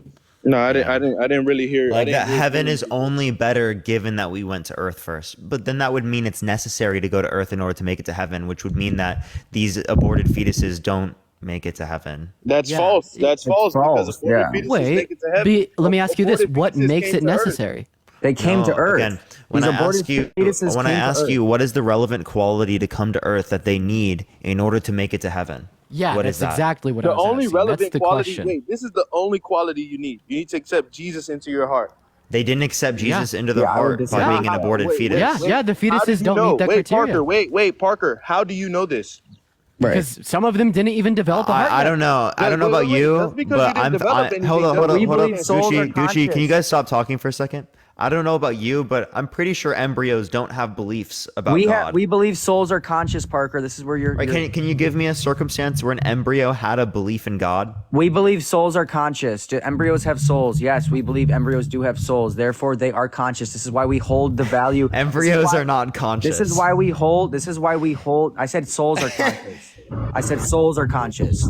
Yeah, but you said embryo. Your conclusion was embryos are conscious. This is why we're pro-lifers. This is why we don't think it's okay embryos are not conscious. Let me just make this clear. You think a unicellular zygote hold on. that hasn't implanted into the uterine lining is why pro-lifers don't agree with aborting a fetus, whether it's the first week or it's the 10th week. Platform, because answer we my believe question. It's morally wrong. So you think a unicellular zygote, souls have a consciousness. A unicellular zygote that hasn't been implanted souls into the mother's have a uterine... consciousness, Dean. Stop straw manning. I'm not straw. That was my claim. You're strawmanning my claim. I said souls have a consciousness. Hey Gucci, I'm just gonna mute you because there's a little bit of wind. You can just unmute yourself whenever. I said souls have a consciousness. Is a soul attached to the unicellular zygote? Dean, answer my question. Is the soul attached to the unicellular zygote? Is the unicellular zygote attached to a soul? Dean, stop talking. No, because I'm fucking cooking you. Dean, stop That's talking. right. Is the unicellular zygote attached to a soul? Did I say souls have a conscience? Yes or Yup. no? Is the unicellular zygote attached to a soul? Yes or no? Yes. Yes, so the unicellular zygote has consciousness. What is consciousness, Dean? You got to pivot meta combo. Dean, I can't wait. I rest my case. Dean, what is consciousness? No, I'm not going to engage Dean, with what is consciousness? I'm not going to engage Dean, with what is consciousness? I'm not when going is to engage with consciousness it. established? When is consciousness established? Look at you. Look at Dean, you. You're I running. cooked You're you. running. You're running. What is consciousness, Dean? Everyone point at left. You're saying he I'm just got wrong. You're cooked, saying so I'm now wrong, he's Dean. pivoting Prove to me all wrong. these other What is consciousness? conversations. Dean, prove me wrong. What is consciousness? I'm gonna let him when is it cook. Go. established? Prove me wrong. What is consciousness and when is it established? Not when they're a unicellular zygote. That's not an answer to my question. Prove to me that there's no consciousness. Wait, platform. Can I just ask you a question real quick? Like why can't he answer my questions, Parker? He can't answer the question. No, then answer my I think that this is a little bit more productive for me to ask it this way, right? Do you think that like microorganisms are like sentient? Like they're able to perceive experience? Like, do you think they have subjective experience, first person experience? Well, not human experience, but maybe. But do you think that they have a subjective first person experience? Of maybe within that organism, sure. Really? So like a plant, you think bacterial life has where the sun is. A plant has the ability to perceive where the sun is, so it turns its leaves towards the sun, so it can. That's not like a subjective first person experience, right? Would that what is sentience? Yeah, a subjective first person experience. Right, so human experience. So why are you asking me about plants and animals? Again, because I'm asking you if you think that I didn't even ask you about a plant. I asked you if you thought a microorganism had the capacity to do that, right? Have like a first person experience, and it seems like you said yes. No. Anna, thank you for the $5. No, thank you so I think much, that microorganisms and I think other organisms have the ability to perceive things within their environment, but I wouldn't say that they have a human or a first person experience. Oh, no. okay. Because a person isn't an organism. What would a person be, Parker? Well, a person would be an organism. I don't know what you mean by organism. What is a person? A person's gonna be like an individual who is in a human, right? And they have past or present and future subjective experience. Right. So if it's of human, then therefore any whatever you just said. Yeah, like that's just that's for person. But like I'm obviously that's not what I'm have experience. Is a zygote an organism? Yes. So we're just a multicellular organism. So I mean, a zygote particularly is a unicellular. He said specifically human organism. That's why I asked if it was human specifically. Okay, so Katrina, thank you for the $10 on Cash App. Thank you so much, Katrina. So a human unicellular organism is conscious, but a non-human unicellular organism doesn't even have the capacity for it. Well, yeah, that would just be obvious, and you could see this in evolution. Look at the superior. It's not obvious. This is obvious, Dean. It's obvious that a human unicellular organism is conscious. Who is the superiority of the animal kingdom? Who runs the animal? Who domesticates animals? Humans. Okay, so it's obvious that our zygote is a lot different than any other unicellular organism. I actually don't agree with that. Yeah, I know you don't agree. I don't care if you agree or not. This is just the facts. Once again, I'm going to go back to the point where you guys brought up. It is not a fact. Is it more desirable for God to send us straight to heaven? Well, once again, this is wow. I can't believe he's dying on this hill. Can you give me any evidence of that? Of what? A unicellular organism being conscious? Can you give me any evidence that a unicellular organism is not conscious? A question is not an argument. No, I asked you a question. You didn't answer my question. What is consciousness? Hey, platform, can you give me any evidence that a rock is not Dean, conscious? What is consciousness? Wait, Dean. Hey, platform, Dean, what is consciousness? Hey, platform, can you give me any I asked evidence? Dean a question like 5 hey, minutes ago. platform, can you give me? Can I finish my question, please? Dean, answer my question. What is consciousness? I'll just answer real quick. It's subjective first-person experiences. Now, would you please answer? Wait, consciousness is subjective first. Okay, so when do we develop consciousness? Can you please answer Parker's When do we question? develop consciousness? Why do you like to pivot? No, wait. and Why ask are you questions scared when to? you Why don't are know you what to scared to say? run Wait, down? so platform, Why are you can you guys give scared to me? run down Christian logic? Wait, I'm not scared. I literally just have like a question. You want to bro. run us through your atheist? We're just not going to let you atheistic pivot and views, ask these questions. your atheistic views, but you can't answer anything when it comes to Christian views. So You're using these questions to intentionally pivot. Dean, you're not going to mute me because this isn't your platform. You mute me again, and I'm dropping. What I'm asking you, Dean. Okay, keep muting him. All right, you think I give a fuck, platform? Are you kidding me? You guys are pathetic. Okay, you guys are like actually the biggest. no, you guys platform, are pathetic. platform. You're pathetic. Goodbye. You're pathetic. Okay, cry Bye, about platform. it. Don't Dude. cry. Can you? Yeah. So I'm asking you, right? You're pathetic. I asked Dean a question. You can't even. Is he gonna leave or not leave? Which Yeah. one So is he like, gonna can you give me proof that a rock isn't conscious? You prove to me when consciousness comes into the human body and when answer my question, platform. No, I'm gonna really keep like asking you the question until you answer it. Okay. Yeah, So he I'm gonna doesn't need you like to it. answer this I'll just question. You Okay. can't Bye. answer my Bye, question. platform. Bye, Thank you. platform. Bye. Can we get a bye platform in the comment bye section? platform Bye in the chat. platform. Bye Bye. platform. Is he Bye bye. leaving? Is he leaving? Bye platform. Bye. Oh, he's not. Bye platform. Have a good day, platform. Have a good one. Thank you for conceding, everybody. Have a good day, man. Have a good day. I hope you. God bless. Have a good day, man. I wonder why he's not leaving. He said he was leaving. Bye, platform. See you later. He's still here.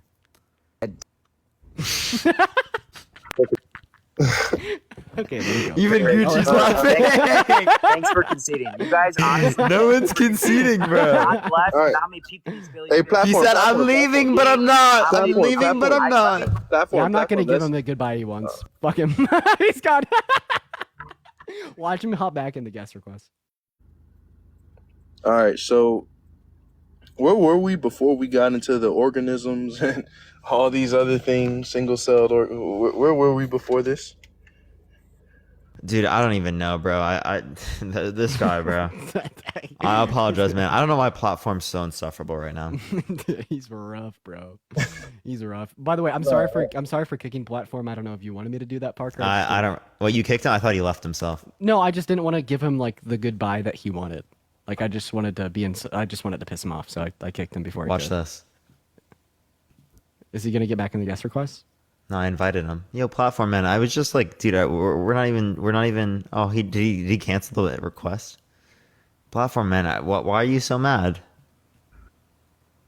He's so pissed. Platform keeps canceling the invites. Everyone. Oh my god, he's so sassy. He's such a sassy man. The sassy man apocalypse. Bro really doesn't like it. Platform, come back up, bro. Yeah, platform men. We're really just trying to have a genuine conversation with you. Yeah, what's up, Liam? How old are you? I am 43 years old. Yeah, and do you believe that being lesbian is wrong? I just want to know if you and Dean are lesbians. So what do you think absolutely, being a lesbian man. Absolutely, dude. So do you remember how we? Just let him believe it. Let him believe it. Ask me that question. Can we start there? Because I feel like I came and had to extend off only what platform was saying. So I don't even know how y'all got to where I got to. So let's start from the beginning and see if it stems back to the same place. Okay, can I try a different approach on this? Go ahead, Dean. Go ahead. You love different approaches with me, bro. What verse in the Bible tells us that being a lesbian is wrong? I think the fact that homosexuality falls. Don't say that word. You'll get Parker's life taken. Oh, for real? Like you can't say that? Yeah. Why can't? Like, yeah, what just is wrong say with lesbian TikTok, because bro? for some reason they ban you saying gay and that, but like they don't ban you saying lesbian or bisexual. So it's really weird. I don't understand them. I'm kind of glad the U.S. banned TikTok, bro, because this is getting out of hand. It's bro. likely not to get banned. So actually, it's likely to get held up in the courts for the First Amendment, freedom of expression, because other social media platforms haven't been treated that way. Yeah. But I mean, it is still possible that we lose the app. We have about like 9 months for them to challenge it in the courts. Yep. Because this doesn't give TikTok the ability to sell. It's a ban bill. It really is. Right. But I'm interested. Go ahead. Oh no, go ahead, bro. I'm sorry, I didn't mean to cut you off. You're fine. Yeah, All right. I was gonna say. Well, Yeah, which verse, buddy? So, I think that once God tells you, "Man shall not lie with man," as man which verse lies is that? with woman, Which verse is that? Do you really want me to go get the exact verse for you, Park? It's Leviticus 18:22. Yeah, I'm sorry. So So do you find the book of Leviticus in the Christian Bible to be a reliable testimony of what is moral and immoral to do? Yeah. Okay, so in Leviticus 25, verse 44 through 46, where it lays out nationalistic chattel slavery in the sense that Israelites could own non-Israelites as property for life, you would find this to be a reliable source for what is moral to do? But we were slaving the pagans. That's completely different. That has nothing to do with the context. Okay, so the Israelites were enslaving the pagans. Do you think that is reliable testimony on what was moral to do? I think so. They go against God. They were trying to make.